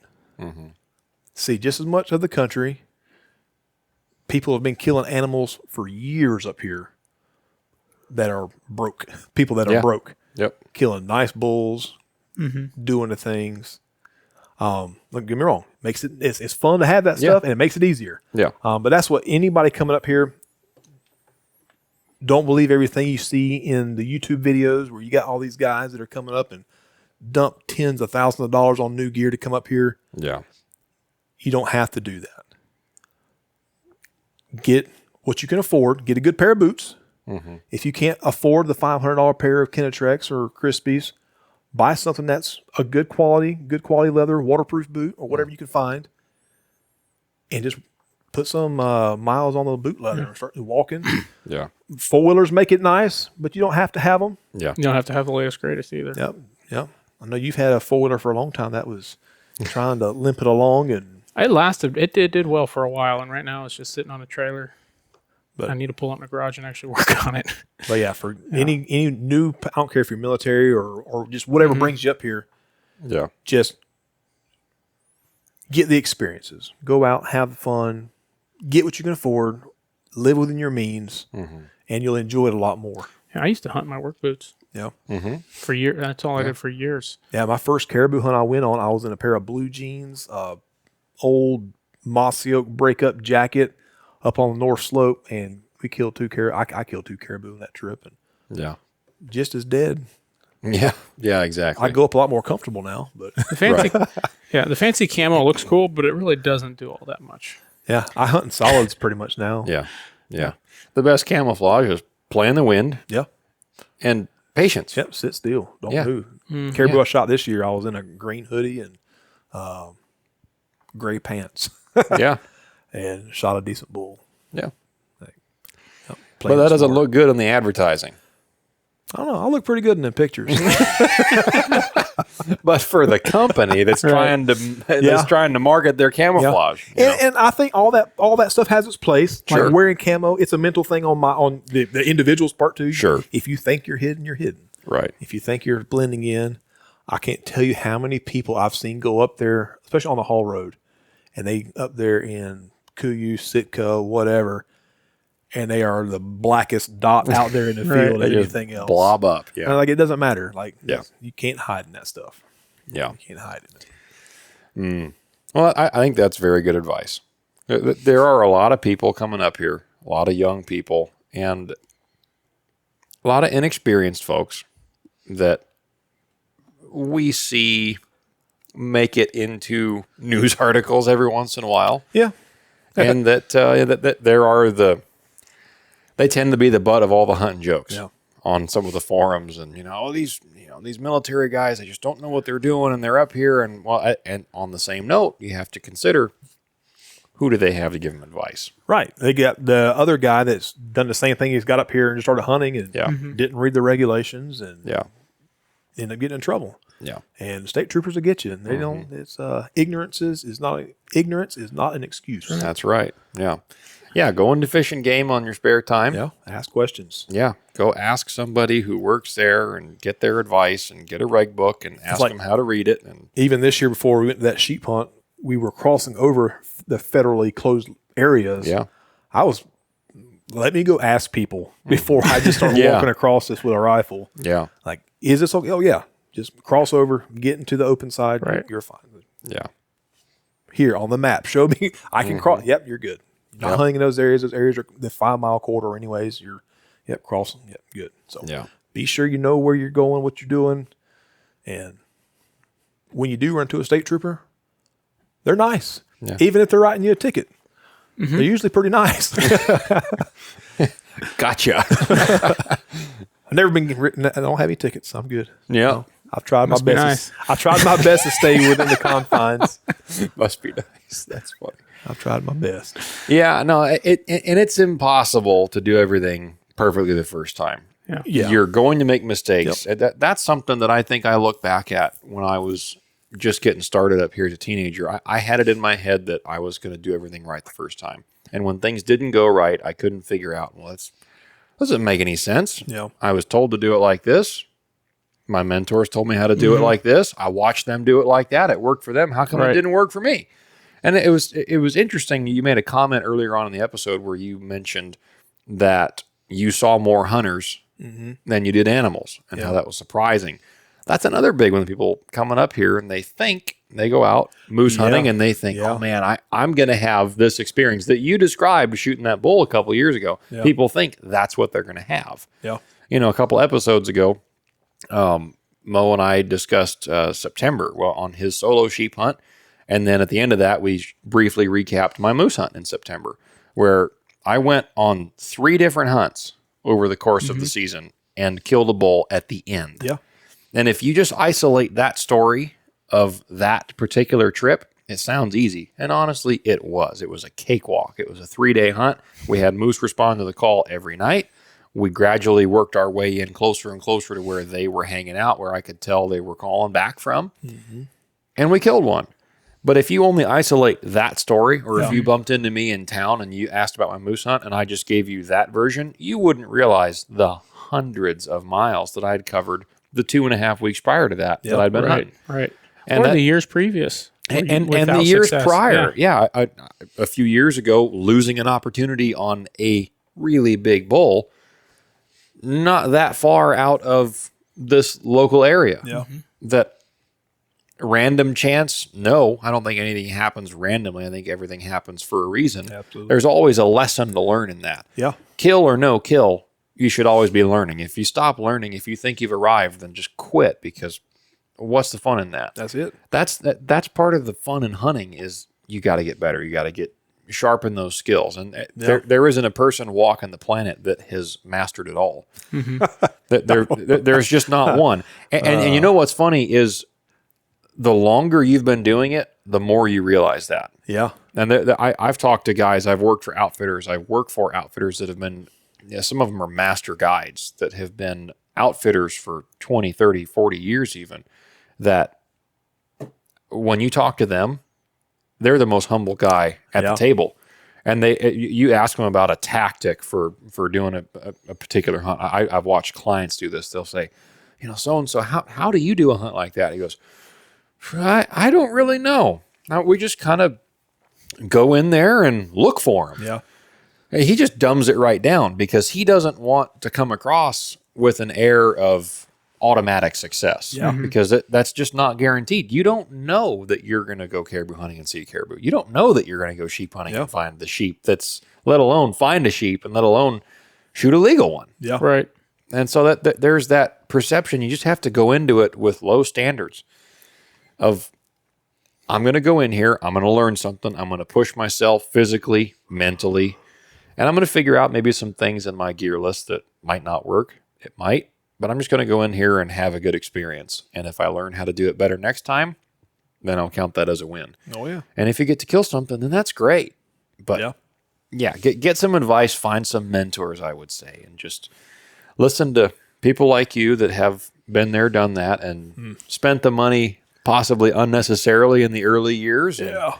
I think we can all three sitting here say that early on we can all look at a purchase or 2 or 50 and go, I didn't need that. Yeah. At the time I did though. Oh yeah, well, absolutely. So I do have one caveat to that, and that is I watched you spend a lot of money on a ton of gear early on. Yeah. That at the time I was just like, well, it's all stupid. What do you mean early on? Still. You know what I mean? Like early on when we first started really spending time hunting together, you were buying a lot of gear and I was still using the same old stuff, and I would go to Walmart. We talked about camo patterns. I actually found a camo pattern that blends into that Tundra up there. Amazing. At Walmart. Oh, really? Yeah. $15 pair of pants, $15 cotton shirt. You throw it on the Tundra, you walk away for 15 feet, you won't see it. It's got that red grass in there. It's perfect. Like a wetlands? It's not a wetlands. No, it's like almost a dry combined with a wetlands, that Tundra up there at the right time of year, that August season. But anyway, that's a different point. Interesting. But yeah, and guess what? I haven't seen anything from any of the high-end brands that's anything like it. That's the color pattern that you have to have for that. Because it's too specific. Right. I think it's too narrow of a market. Anyway, that's what I would use, right? I had 5 or 6 cotton pairs of pants Yep. that were different camo patterns from Walmart or Cabela's or whatever. Yep. And that's what I hunted with. And I thought when you'd go buy something from, at the time, Sitka was the big brand that was available, and you'd go buy that, and I'd just be like, whatever, pish posh. It's not worth that much money. And after a while, I started to realize that there was something to it. You know, I'd watch other hunters, and they'd talk about, well, it has this, this, this, and this. And so I could see what you had purchased and what you used, watch videos, and I have very, very meticulously purchased this piece and this piece. Wait for it to go on. Wait till I see a sale on Sitka or something like that. Yeah. Okay, I want that and that. And, you know, I'm wearing this right now. I bought this on sale, this Origin shirt here, right? Specifically for bear baiting because it runs really well with the trees up here when you're sitting in a bear bait. And almost every single piece of hunting gear I have, I bought for a specific purpose in a place, you know, from, you know, what am I going to use the most to now it's stuff that I can buy like this, which is specifically for a specific type of hunt. Yeah. Yeah. And you don't have to just go blow money on gear to figure out you don't need it all at once. It's easy to do. And I'm sure if I went through my stuff, I'd find stuff that's like, yep, didn't really use that. I'm sure if I went to my crawl space right now where my big pile of hunting gear is, it's not in a pile. It's in boxes and stuff, but sure, I'd start going through there and finding stuff that like, okay, I used that once, or I used that and then bought something nicer. Right. Right.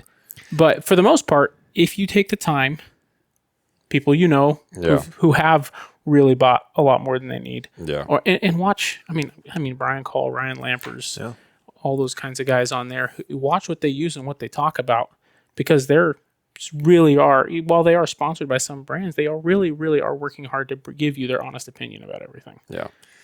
That's a good perspective to have on it. Is something that I fell into early on was I would just look up a product, say on YouTube, right? YouTube is the redneck's rec room, right?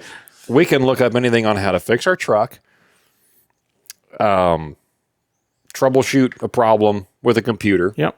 For guys like me that aren't tech savvy. Hey, you know what? This morning I've been watching videos for video editing, trying to get better at this. Exactly. All the way to hunting gear. And you can type in a product and watch a review on it. And the thing that I fell into early on was I just type in a product, I'd watch a few reviews, not realizing or looking into that guy's background and realizing that he's a sponsored content creator for this company. Which is fine. That there's a place for that. It's not my place. I don't want to do it. But knowing that ahead of time and then looking at that kind of tongue in cheek and saying, okay, it's like going to a car lot. If you go to a Chevy dealership and you talk to a Chevy salesman, he's going to sell you a Chevy. If you go to the Ford lot, he's going to sell you a Ford. Right. He's not going to sell you something from a competing brand. Yeah. In that way, finding third-party reviewers, guys like Brian Cole and Ryan Lampers, and that there are other guys like that. And you mentioned that you know, Brian and Ryan are sponsored by some companies, and for some things, they're not the guys to look for advice from. Right. If I want to watch a review on a Hilleberg tent, I'm not going to watch Brian and Ryan's videos because they're not going to use a Hilleberg tent. If I want to watch a video about a bear baiting product, they're not going to have a video about a bear baiting product. Exactly. But finding someone who is just an average Joe and just have they used it, number one, because there's a whole lot of guys that talk about using a product and they've never actually used it on a hunt. Or maybe they've worn it on one or two things, or they wear it to work, but they've never used it on a backcountry hunt. Do an unboxing video. Yeah. They do an unboxing video and they put it in their shower. You know, and they do all this stuff. Well, this thing is waterproof. Yeah. You know, one of my favorite gear review channels to watch is the Mindful Hunter gear reviews channel. He just posted a review on the Stone Glacier M5 rain gear, and he's been working on it for 2 years.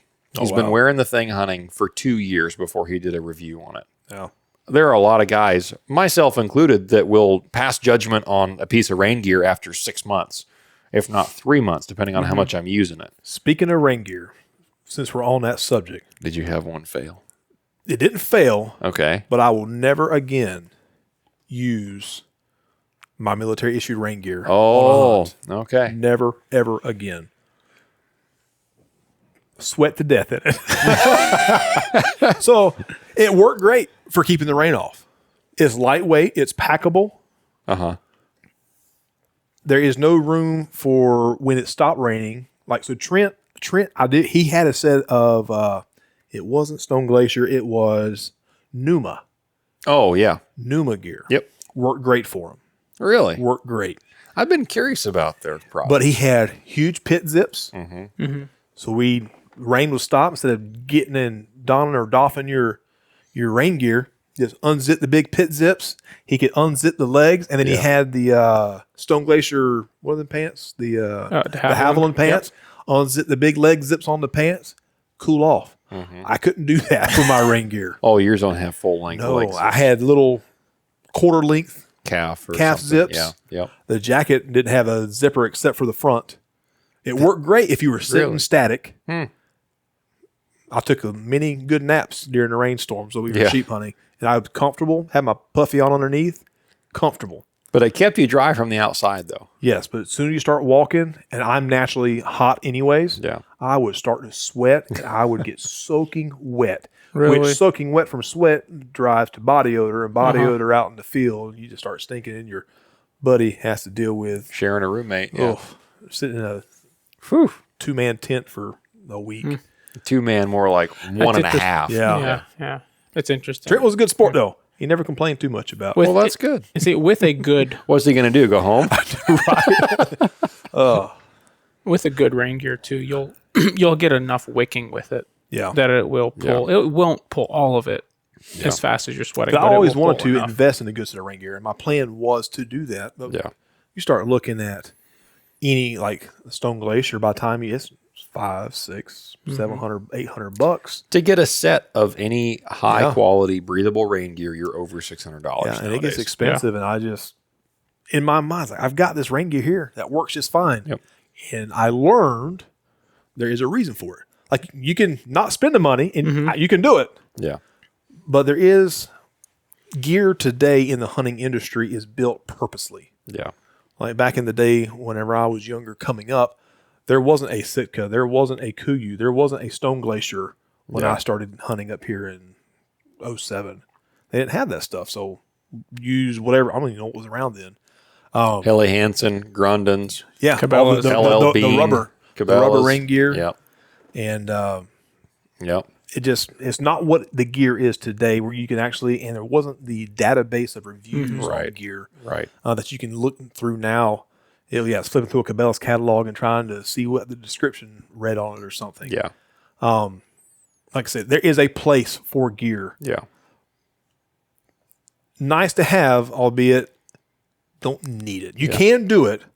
That's like if somebody's trying to start out, if you have the means and can dump money on getting good quality gear to, in a bad situation, can save your life. Yeah. A good set of rain gear, keep you from getting wet and cold and frostbit while you're out there. A good set of puffies, keep you from getting cold, frostbit. Stuff can save your life in a pinch when you're out there in the backcountry relying on yourself. Yeah.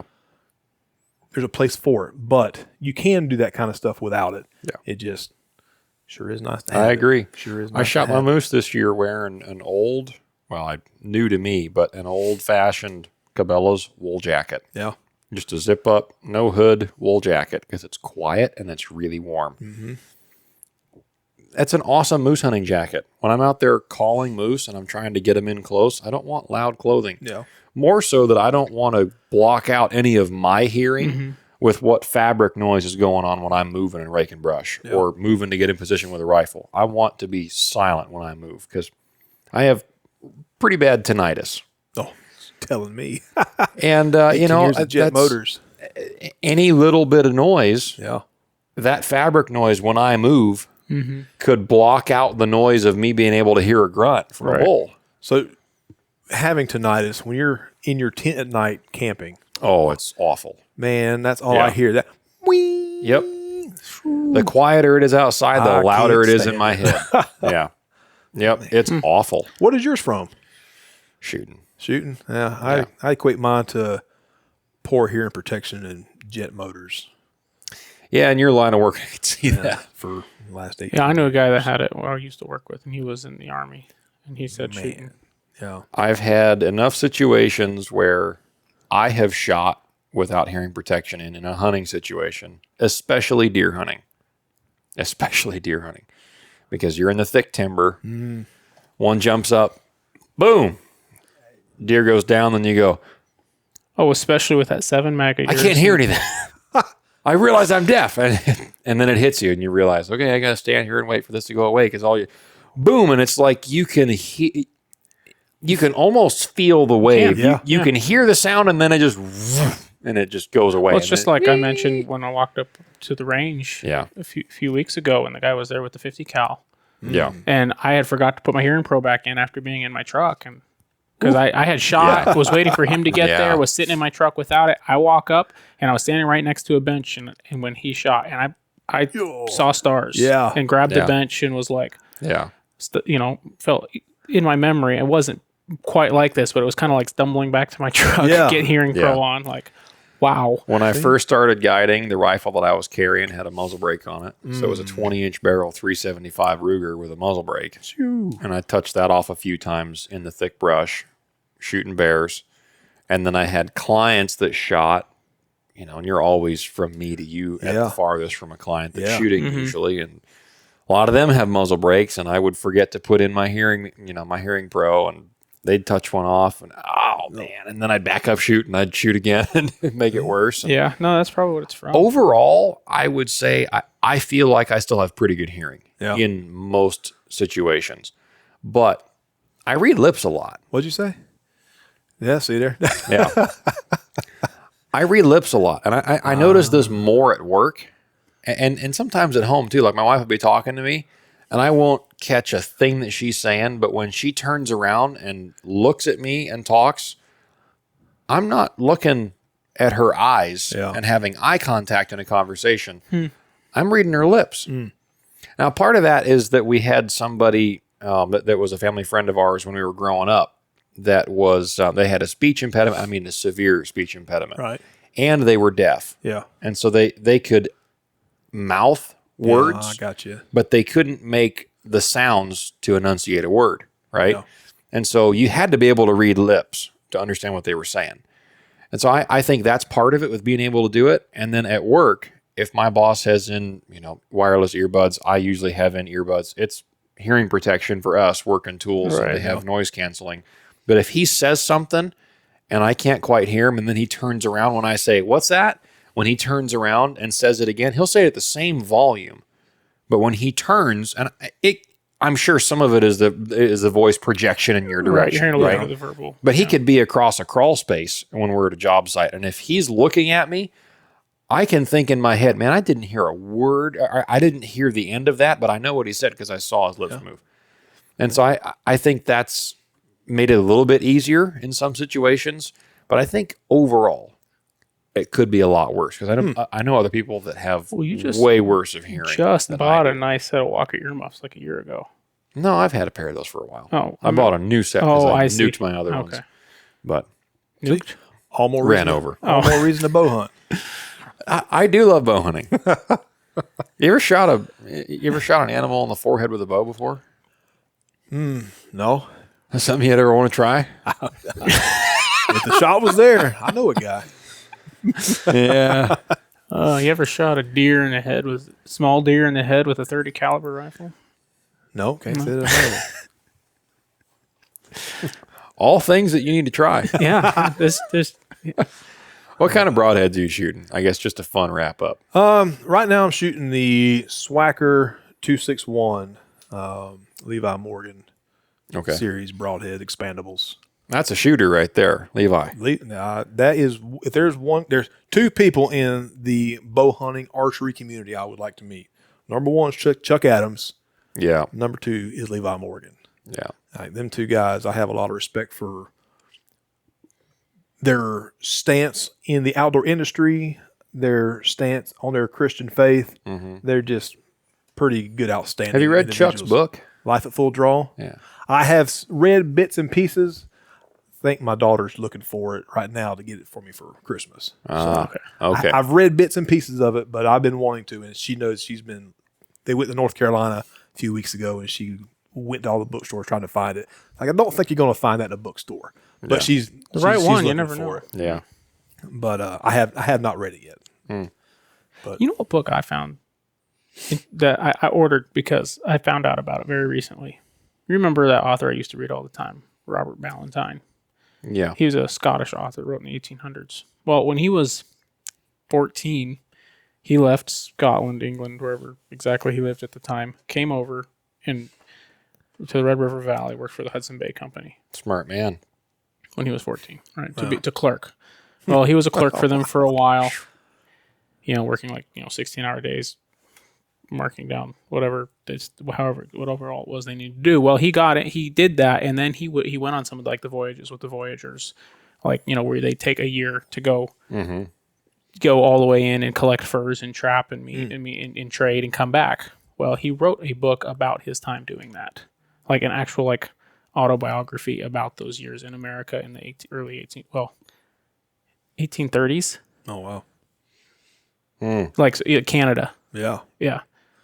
And I found out because he wrote all these books for boys that are this thick in the 1800s, and I loved them growing up. Yeah. And I have the whole beautiful hardback set of them that I bought when I was younger. That was $400 or something, and really, really good books. And he actually had a fiction book because that's what they all were about. About that type of thing. It was one of my favorite books ever. And then I found the book he wrote. I don't know what it was called, but I got online and found a copy and ordered it and sit on my bookshelf waiting to be read. Interesting. At some point, we're going to talk about a few uniquely Alaska outdoor books on this show. Nice. That'll be interesting to do. It will be. We're also going to talk about some broadheads. Yeah. Back to broadheads. Back to broadheads. Yeah. I like fixed blades. Yeah.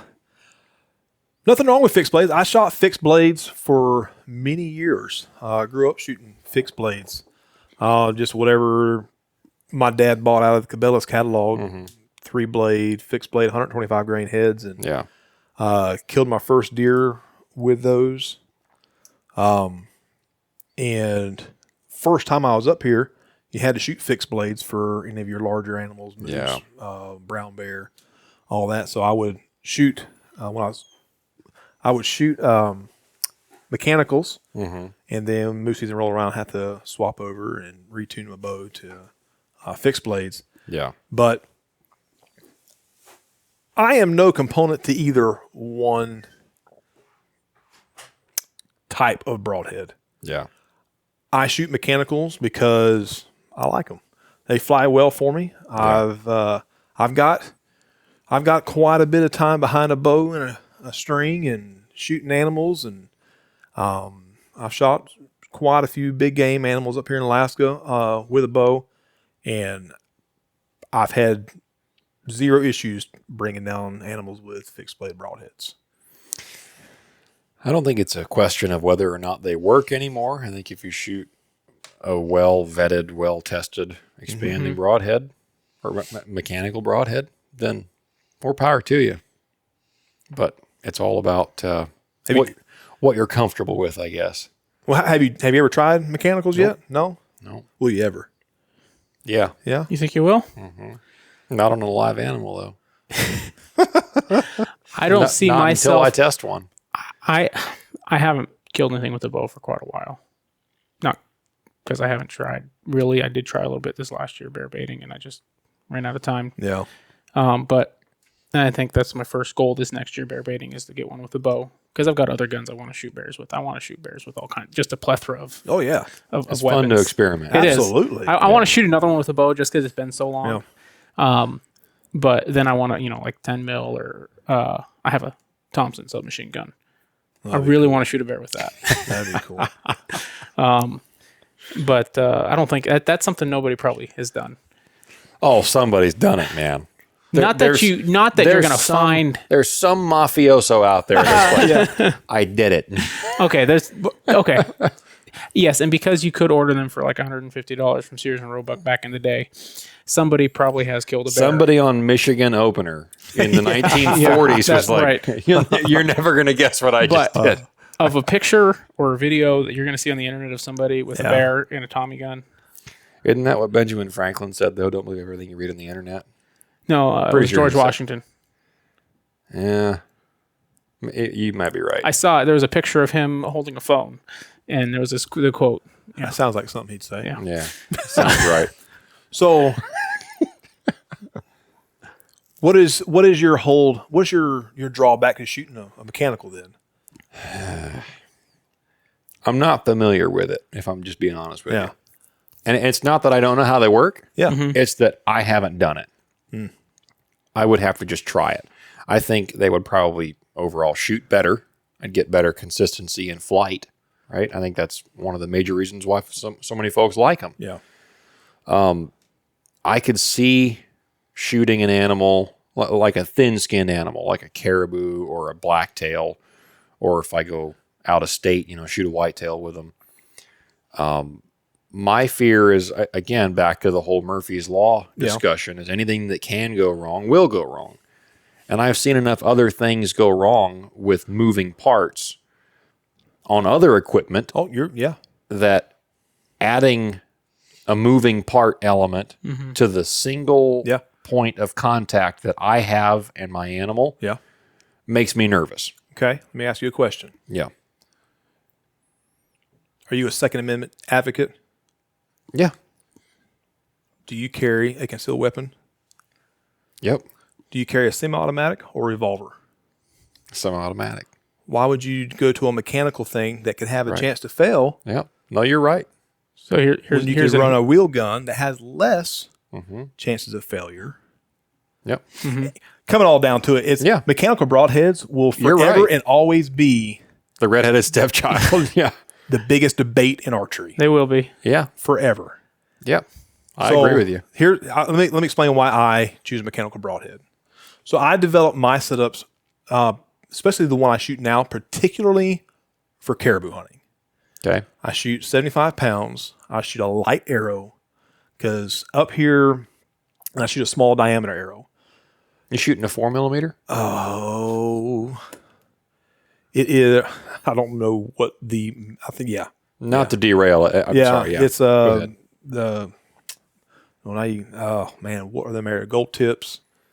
I don't know. I'm not up to Pierce speed on all Platinums. that. Okay. Gold tip Pierce Platinums is what I'm shooting right now. So they're a small diameter.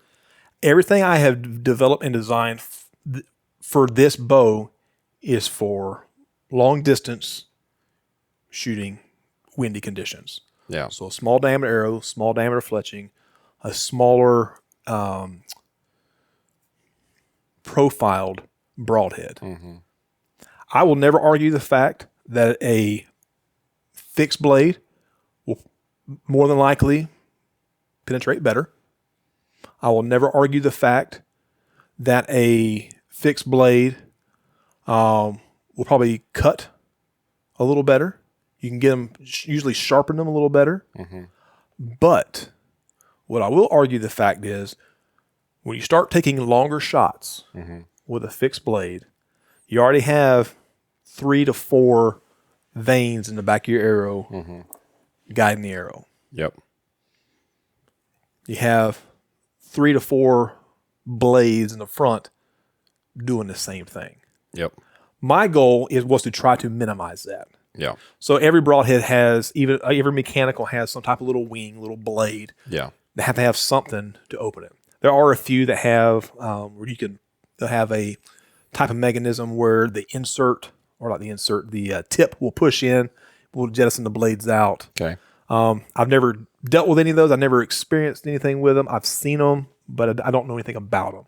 Okay. Every broadhead that I've dealt with or shot has some type of little wings, little blades to help push out the main cutters. Okay. The reason I went with the Schwackers is because of the way that they're designed. First of all, I can lock the blades in. They have a set screw. I can put a set screw in. Yeah. And so I tune my bow when I build it. I tune it to the arrow, to the broadhead, paper tune it with a broadhead on, because a Schwacker is about 2 inches long sticking out the front of your arrow. Okay. The more mass you have on the front of your arrow, the weaker of a spine it's going to give your arrow. The shorter, the stiffer. Right. So tune everything with broadheads, paper tune. Second reason is the way these broadheads are designed is they are designed to open once they pass through the skin and rib cage. So your main part of your broadhead goes in, the bleeder blades or the wings are in the back. They go in, they open up. Once the broadhead has passed through all the first layer of hair, hide, get in, then you going through cutting vitals with what you want to do, the sharpest part of the blade. And that's what animals die for archery is hemorrhaging. Yeah. The more you can make an animal bleed, the quicker he's going to die. A fixed blade has to puncture and cut through all the hide, cut through a rib it may have hit, and get in there and still be sharp enough, which not saying that they don't make high dollar broadheads that keep with good steel that'll keep that sharpness through. Right. It's just what I like. Yeah. I think that's a plenty valid position to have for mechanicals, but there is that chance. There's always a chance that something goes wrong. Yeah. And to your point about carrying a semi-automatic pistol as a self-defense gun, that's a perfect example. Yeah. It's also the example for a bear defense pistol, which I think is a whole different can of worms. Yeah. About carrying an automatic pistol versus a revolver.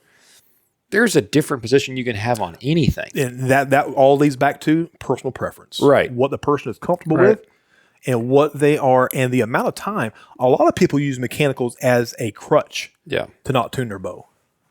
Yeah, I could see that. Because you don't have as much. You do have to take a little more time. In my experience, I have to take a little more time to get my bow to shoot a fixed blade properly. Yeah. Growing up, shooting a traditional bow. Long bow, then recurve. To me, the hardest thing I ever did was put down a recurve and pick up a compound. Once I did, then I realized, okay, this is pretty nice. Or when you shot my compound. Yeah, his old old Ultratech. early 2000s Hoyt compound bow. We were shooting field tips into the dirt To at me, a can or something like that. To me, that was the nicest thing ever. Yeah. It had let off. It was easy to hold the thing back. It had a sight on it. Are you kidding me? It was a piece of cake. And it had this little trigger that you let the arrow go with. Yeah. It's like shooting a gun. Remember, you pulled it back and you shot and you hit exactly where you aimed and you went. It's like a Cadillac. And then I started thinking, this thing is old. How much nicer is a new one? Now, I still don't own a premier top-of-the-line bow. My bow is 4.5 years old now. Yeah. And when I bought it new, it was going out of style and it was on sale. It still has killed just as many bears as I would want to with an expensive bow. Yeah. No difference in how dead the animals are. Right. My problem is it is still in my head. Yeah. Coming from the traditional background. Right. Heavier than average arrow. Yep. Fixed blade, cut on contact, only broadhead.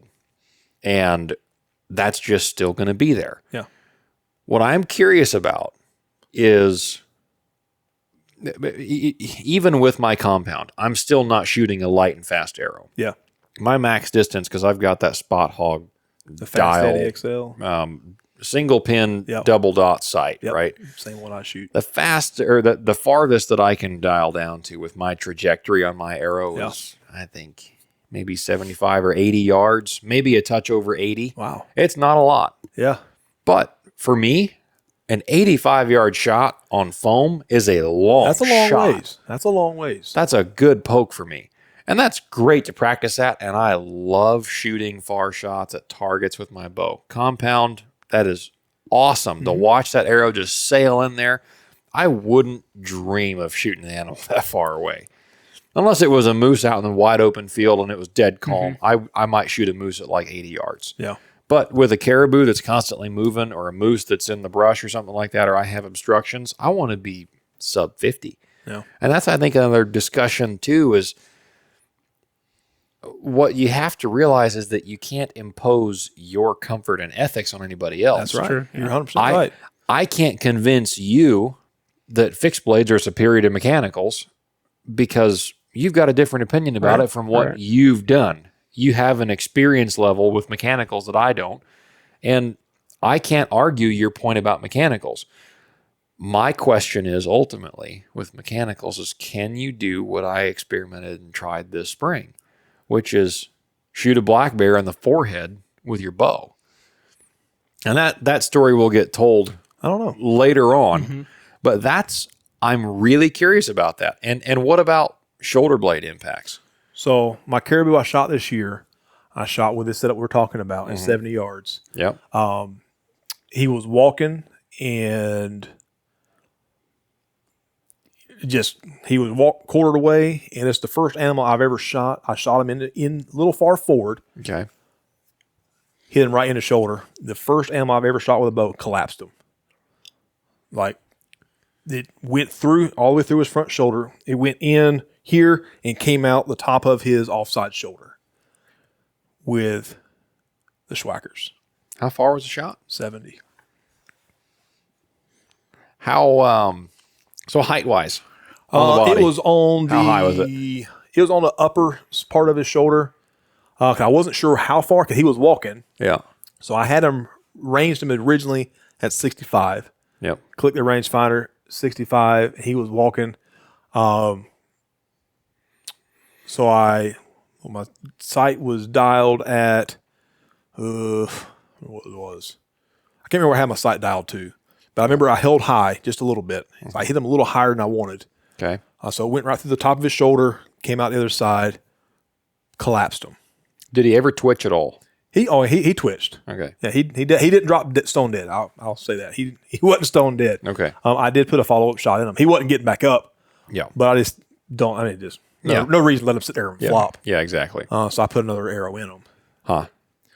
But interesting. Penetration, I had no issues with penetration. Interesting. The only time I've ever had it, I wouldn't say an issue. I did have one of my Schwackers break on a black bear a couple years ago. He went all the way through him. Quartered away, went in about midways on his left side, came out in front of his right side shoulder, and I'm thinking it was hung up by the fletching. Okay. And I'm assuming I'm thinking when he ran off, he hit a tree because he was just plowing, and it snapped the broadhead right where it screws into the shaft of the arrow. It snapped the ferrule. Yeah. Like these are just aluminum ferrules. I mean, it performed fine. I mean, it left a giant hole coming out of it. This is something where I get into it with people too about bullets. I've heard people complain about bullet performance. And they dig a bullet out of a dead animal, and look at this jacket and core separation. This bullet failed.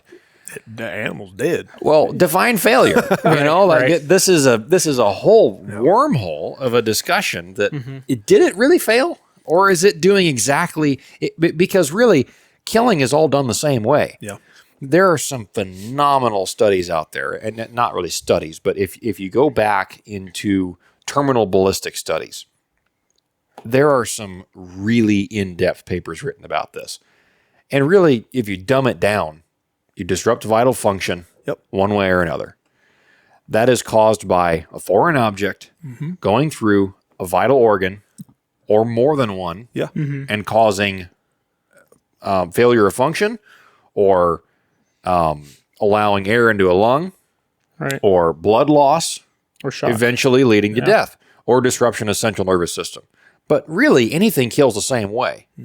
If you shoot an animal with a bullet, it doesn't kill it any differently. It causes dramatically more damage. But I've heard people say, for instance, well, you're shocking an animal to death with blunt force trauma with a firearm versus with an arrow, you're just piercing a hole. It's not blunt force trauma. The only way you're going to kill a bear with blunt force trauma is hit it with a truck. Yeah, beat it in the head. You're not going to hit. You're not going to hit an animal with a 180 grain bullet from a 300 Win Mag. And kill it with blunt force trauma. If that bullet flattened out and just smacked the bear on the side, it wouldn't kill the stupid thing. It's that it penetrates, disrupts vital function in vital organs, and eventually leads to death. Arrows just do that. Cooler. It's the same thing. It just has to do it a different way. It has to cut. Right. To me, there's always the idea that I like to experiment. Whether it's with gear or packs or boots or whatever it is, I like to experiment. And I did that this spring. I had a black bear that I shot, my biggest black bear to date. That was a nice one. And not as big as Mariah's this spring. That was a nice one. His was over 7 foot. Mine was just at the hair of 7 foot. And I shot that black bear shot number 1 was an experiment. Yeah. Because he was laying down, and I shot him right square in the ribs, hoping to hit the offside shoulder. I easily could have shot him farther back and had it come out behind the shoulder, or I easily could have shot him a touch farther forward and had it come out in front of his shoulder. Any one of the 3 would have killed him stone dead, just the same. But I thought, I'm curious because I've shot enough bears with this bow and with these arrows and with these same broadheads, basically, whether it was the Montec or now the M3. Yeah. It's the same basic idea in my mind. So I'm thinking, what can I push this broadhead to do? Because I've had them just zip through the bears from different angles when I don't hit heavy bone. So I'm thinking, can I hit a rib and hit the offside shoulder? Well, obviously I can't really see where the rib is. So I'm just thinking, well, I'm going to try and hit that offside leg because I know I'm going to hit the lungs from this particular angle and where he's got his legs sitting. And I hit him right square where I wanted to hit him. And my wife has her phone out and she's filming this from the stand. And like you said, you don't want to just watch an animal suffer. And when you can, you shoot again. Yeah. It doesn't matter what it is. If I'm shooting the black-tailed deer with a 300 Win Mag and I make the world's perfect shot at 200 yards and we're on the beach somewhere and that deer stands there like nothing happened, even if I know I killed that deer, I'm going to shoot him again. Yeah. Put him on the ground. Because if he doesn't look like he's dying or if he's not on the ground doing the last kick, I'm going to shoot him again. Because you don't really know if you hit him in the perfect spot. Yeah. What if the bullet didn't expand and he's going to run at 150 yards up into the old growth and he's going to die under a tree somewhere and you don't find him because you didn't shoot him again. So I shot this black bear. He erupts, spins to bite at the arrow, does a typical thing, stands there at the side of the bait, arrow sticking out of him. And I'm looking at him. He immediately does a little wheeze, and gotcha. And I can see that he had pushed the arrow when he stood up and moved his leg. He pushed the arrow shaft back out a little bit because it did go in up to about that much on the shaft. And I've got full-length arrow shafts. Yeah.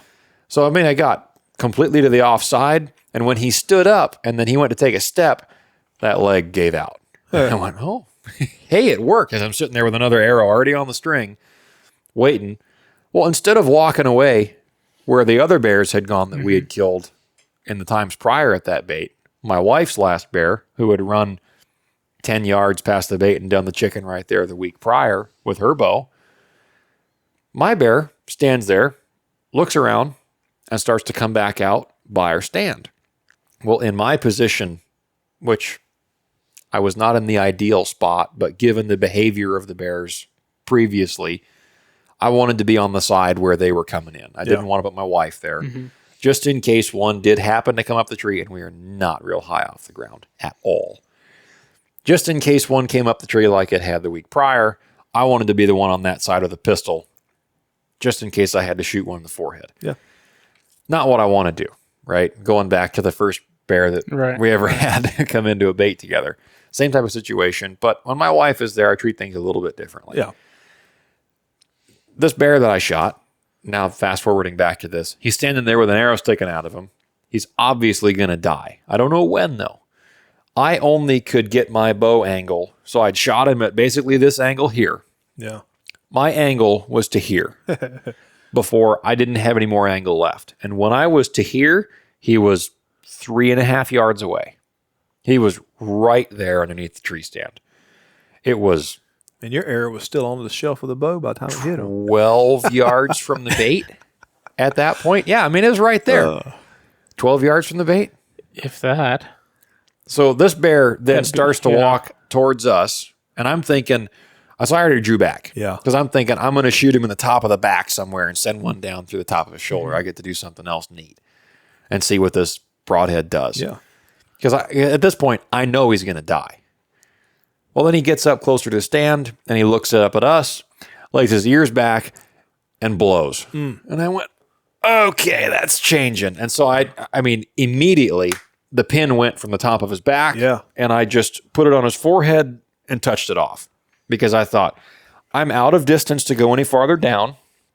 If he does come a few more wobbly steps up, I'm going to have to either just shoot my arrow into the ground and grab my pistol if he comes up the tree, or just let down and then roll the dice and see what he does. because I've never had a black bear stand around Not and get upset and look at me Right. and start blowing and lay his ears back after I've shot him. Yeah. Never had that happen. And on top of that, like I said, with the pattern of behavior at that bait, I thought, well, you know what? It is pretty hot rut time. The boars are on the sows and they see us. We're not that far away and they're pretty competitive and there ain't nobody else hunting these bears. These are completely uneducated black bears. Yeah. And there was a big grizzly bear on the bait that he was dogging with for positioning. Really? He was fighting him. He was the dominant one then. Yeah. So in my mind, I'm thinking about all this before he even shows up that night. And I was hoping the grizzly bear would show up. He went on a different mission that I'll show you this off camera. That's a really neat story too. But this black bear comes in, and so he's used to fighting to have a spot at that bear bait. Shot him. Anyway, back to the story. He comes in closer to the bait. Instead of shooting him through the top of the shoulders and down through the chest on that high shot, he starts blowing, lays his ears back. And this is happening fast. And so I just thought, oh, I'll shoot him in the head. And I put the pin down on his forehead and shot him. And you can hear my wife on the camera. Oh, because it just smacked him right in the forehead. And it was, I mean, his eyes were closed before his chin hit the dirt. Right. I mean, it was like you shot him in the head with a rifle. Yeah. It just lights out. And then he starts, doing the chicken and doing the dance on the ground there, like anything would do when you shoot him in the forehead. Right. And that broadhead cut a clean hole right through his forehead, came out the brainstem, where you usually have to take your little wire hook to get the brains out to clean them. Came right out the brainstem, and I dug that broadhead out of the back of his neck. It stayed in the spinal column all the way out. That's cool. It was wild. It was incredible. So I got the broadhead, and my father-in-law he's got the skull out. I saw it just a few days ago. Little 3-blade hole right through the forehead. That's awesome. So I'm going to epoxy the broadhead in there. That's cool. Keep that as the mount, because that is cool. That's too neat of a story. But to me, liking the experimentation, liking to try new things, I'm curious if a mechanical would do that. And to be honest, it probably wouldn't. They're not designed to do that. So what I'm going to do, well, and I'm not saying that a fixed blade is designed to do that. Right. I've never had this happen before. Well, you already had a lethal shot in the bear. Right. Yeah, that's exactly the point that I want to make here is don't hear this story and think that, oh, well, if I've got a compound bow and a good enough broadhead, then I can just shoot a bear in the forehead. Shoots him in the head, so can I. Yeah, I've shot one bear in the forehead and one bear like that with a bow, and that was a wild, and that goes once for in a anything. blue moon chance. If I was out there caribou hunting and I shot a good lethal shot on a caribou and he's still running and he stops at 120, 130, Yep. and I can put another one in him, Exactly. I don't care where he hits him at that point. Exactly. I'll put another arrow in that animal. Right. Trying to speed up the death. Yep. But don't think that this is an excuse to try stupid things. Yeah, absolutely. Because even me a few years ago, I would not have taken that shot. And if I would have, I probably would have screwed it up. Just being honest. Yeah. But knowing your abilities, practicing at all those different ranges, knowing that your 20-yard pin is still dead on at 3.5 yards is also pretty important. And I'd shot that to verify it with my broadheads. But anyway, that kind of situation, I'm curious. And I think the next bear I shoot, I'm going to try it with a mechanical. Yeah. Not the first shot. I'll shoot him with a fixed blade, shoot him through the lungs, do things the right way. Yeah. And then I'll sacrifice that skull on that carcass, and I'll line it up after I recover the bear, and I'm going to shoot it in the forehead with a mechanical. Well, if it looks like a record, you might want to. From 5 yards. Yeah, unless I think it's a record book bear, then I'm going to go ahead and shoot it in the head with a mechanical. Yeah. Huh. I'm going to try it out. Yeah, and ultimately, when it comes down to broadhead choice, bow brand choice, arrow choice, as long as people are getting out and enjoying the sport of bow hunting, I care less what the dude's shooting. Absolutely. What kind of broadhead. Yep. As long as they're out there hunting what is ethically in their means. Yes. Man. Yeah. Dude, Yeah. stack And this animals up. and this is not to say that if I do that and it works, that I'm going to go do it on a live bear. Absolutely not. I'm just curious. Yeah. I just genuinely I'm want to curious. know. I'm curious myself. I'd like to see it. Because I'm going to lie. I don't think my mechanical would do that. Yeah. I don't think it would go all the way through. Well, it might punch through, but I think it would get into the skull. Yeah. And I think it would open. You think it would? Yeah. I think it would open up, I think it'd go through the skull. but I don't think it would get lodged down. I don't see how it couldn't go through the skull with that. See, but with its force and speed. Yeah, that close. it's such a fluke thing. No. It's such a fluke thing to have it travel and penetrate, because really, once it gets through the skull, there's really not that much resistance. Yeah. It goes out the brainstem. You can see a little runner mark where it hit the back of the skull and then just rode up that cone and came out the brainstem. And then it's just spinal fluid and spinal cord that it just has to wobble down to go down the spine. Right. That's not really that hard of a thing to do.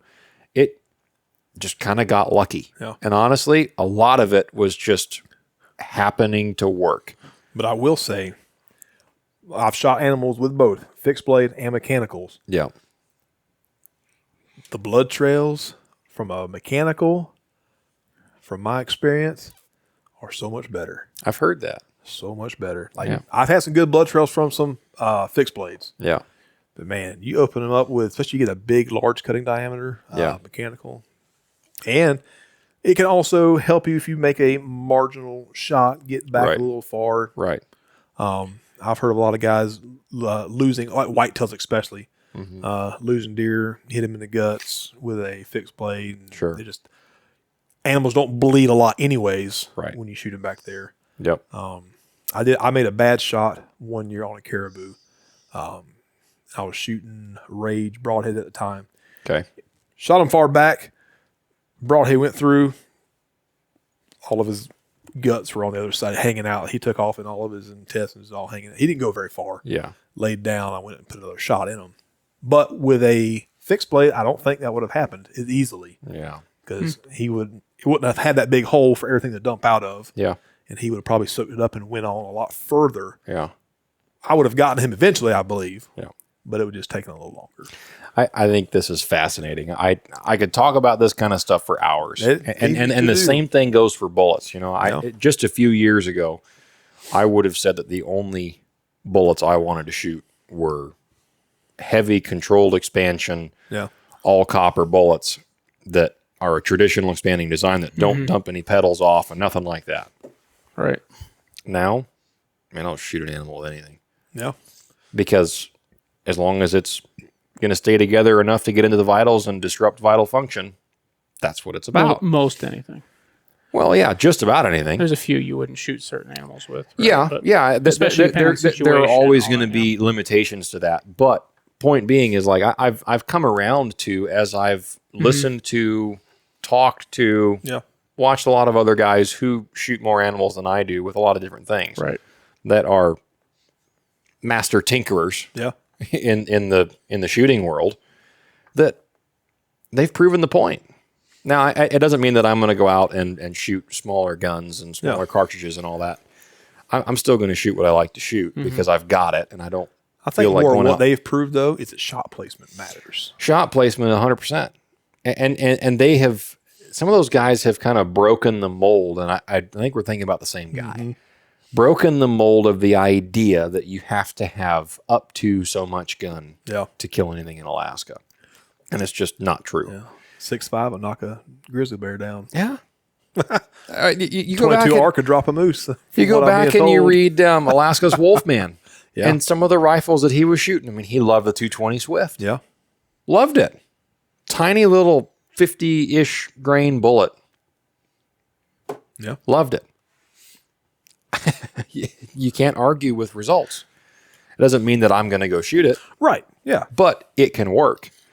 Point being is what you are familiar with. If you're coming to Alaska and all you have is a 270, don't waste your time and go buy another rifle and waste your money. Right. And if anything, just spend that money on ammunition and maybe a better scope. Yeah. And shoot it a lot. Get familiar with it. Find out how well it really shoots. Get into that and increase your skill set with what you've got rather than think that you have to buy into the PRC game and the 300 PRC, the 6.5 PRC, or the 7 PRC, which are all the rage, and they're a fine cartridge family. I think they're great at what they're designed to do. But you don't have to reinvent the wheel just because a marketing team releases a new product. Yeah. But I don't know. I guess it's just very similar to me with like the mechanical versus fixed. Yeah. I don't have any experience with it, so I can't say anything bad about it, but I'm just... Man, I wish I had more time up here. We never have gotten really to get together and shoot and we haven't. And to do any of that stuff. But on the familiarity part. Yeah. So I meant to say this when I talked about not having hunted much with the bow, and I went off way somewhere off topic. Yeah. I do that sometimes, or a lot sometimes. But anyway, what I was going to say is I have I don't have a new bow set up. It's I'm shooting a bow you used to shoot. Yep. And but it's a great bow. Shoots great. Yep. It's nice. It's got plenty of let off. And honestly, if I thought about getting a new bow a little while back, and I thought about upgrading sights, and I thought about changing broadheads and arrows and all this kind of stuff. And then I thought, I need to shoot what I've got because I wasn't really practicing at the time. I need to shoot what I've got. I need to get out. I need to hunt with it. Mm-hmm. And then if I really get back into it, then maybe I'll start changing things, right? Well, and I'm not opposed to using mechanicals, but with all of that, if I'm not going to change my sight, if I'm not going to change all this other stuff, because I'm not, I'm probably a max 60 setup right now, and I haven't been shooting enough to even be hunting at that range, but I don't have a reason to switch to mechanical. I have no reason. Yeah, right. I haven't shot anything with now you've shot plenty of them. I haven't shot anything with the Montex. That's what I switched to, but I haven't shot anything with a bow in years. And really, I just need to shoot the setup I've got. Let's just say, if you got a 270, shoot a 270. Yeah. If you got a Hoyt Vector Turbo, shoot a Hoyt Vector Turbo. Yeah. And really, the great thing about Montex is they're not expensive. You're right. No. Right. They're reliable. They work great. And they're relatively inexpensive compared to, I was looking at Tooth of the Arrow. Or not Tooth of the Arrow. That was that goofy one, wasn't it? No, Tooth of the Arrow. I kind of like what I've seen with them, but that's not who I was looking at. It was Ashby's thing, right? Yeah. Or not Ashby's thing. It's the other other guys. The Iron Will. Will. I was looking at the Iron Will thing. Yeah. Well, I'm not the single bevel thing. I don't really care about. Yeah. But they have the big your point to the wide, the big cut. And they have the Iron Wheel wide. They have a 2 1/8 inch fixed blade. I would love to try Iron Wheels.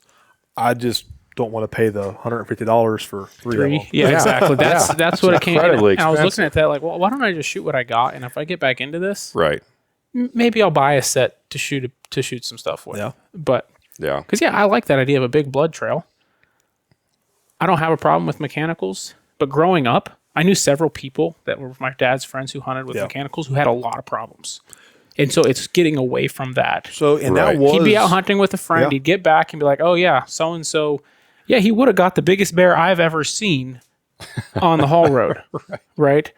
But he was shooting mechanicals, and, at the time, it was his little rubber band broke in mid-flight, and his arrow opened up. And that was a common thing back in the early stages of mechanicals, where they would open up mid-flight, and you get erratic flights, or maybe not open up at all and just bust through an animal. And anyway, so I guess the point of all this is everybody has an opinion. Yeah. And the more you can learn, the better off you'll be. Even if you don't make a change because of what you learn, just that's true. Enjoy it. Just further your knowledge, I guess. Yep. It's all good stuff to know. So they'll all kill animals in the end. Oh, yeah. It's whatever you're comfortable with. And the biggest thing, whether you want to shoot a whatever caliber bullet, whatever weight bow, whatever kind of broadhead, you got to practice with them. Mm-hmm. Yeah. Get out there and practice. Know your limitations. Yeah. Well, how far you can shoot, because it gets very tempting when you're out there and that big bull sitting at 80, 90, and you've only ever shot at 60. Yeah. Right. And you start winging arrows, and that's how you end up on different forums, and people, local start hating you because now there's caribou running around with arrows sticking out their tails or in the necks, and it's just stay within your confines. And if you can shoot out to 120, dude, I'm all for it. I love it. Yeah. I absolutely love it. Well, Brad, thanks for coming on the show this week. Man, I appreciate it. I love getting together with you guys and talking about hunting and outdoors. And this is, what's people saying? Make hunting great again? Or does that make America great again? I think it's make hunting great again. We can do that for today. We'll go with that. Yeah. Make hunting great again. Yeah. Congratulations, America. Yeah. We get a win this time. Well, no, we do appreciate you coming on. This has been a fun conversation. Went a little bit longer than we thought it would. Longest episode yet. Yeah. Yeah, but we enjoyed having you in here, and we'll look forward to hearing some more stories from when you get down south. Hey. Hopefully you find some other critters to stick down there. We're going to keep stacking them up as long as we can. Yeah. As long as the Lord lets me. Well, folks, if you enjoy the Great Alaska Hunting Podcast, then the best thing you can do to help us support our still in early growth stages show is to leave a 5-star rating on whatever platform you're listening on, and also leave a positive written review as well. That goes a long ways towards helping us grow the show. Thank you to our partnering companies that we're working with in StHealthy Hunter. Ryan Lamper's our good friend. Initial Ascent Packs. And, of course, Hammer Bullets. Right. Until then, we'll see you next time, right around Christmas. Get out there and go shopping. Don't forget, sales are going on now. Good luck.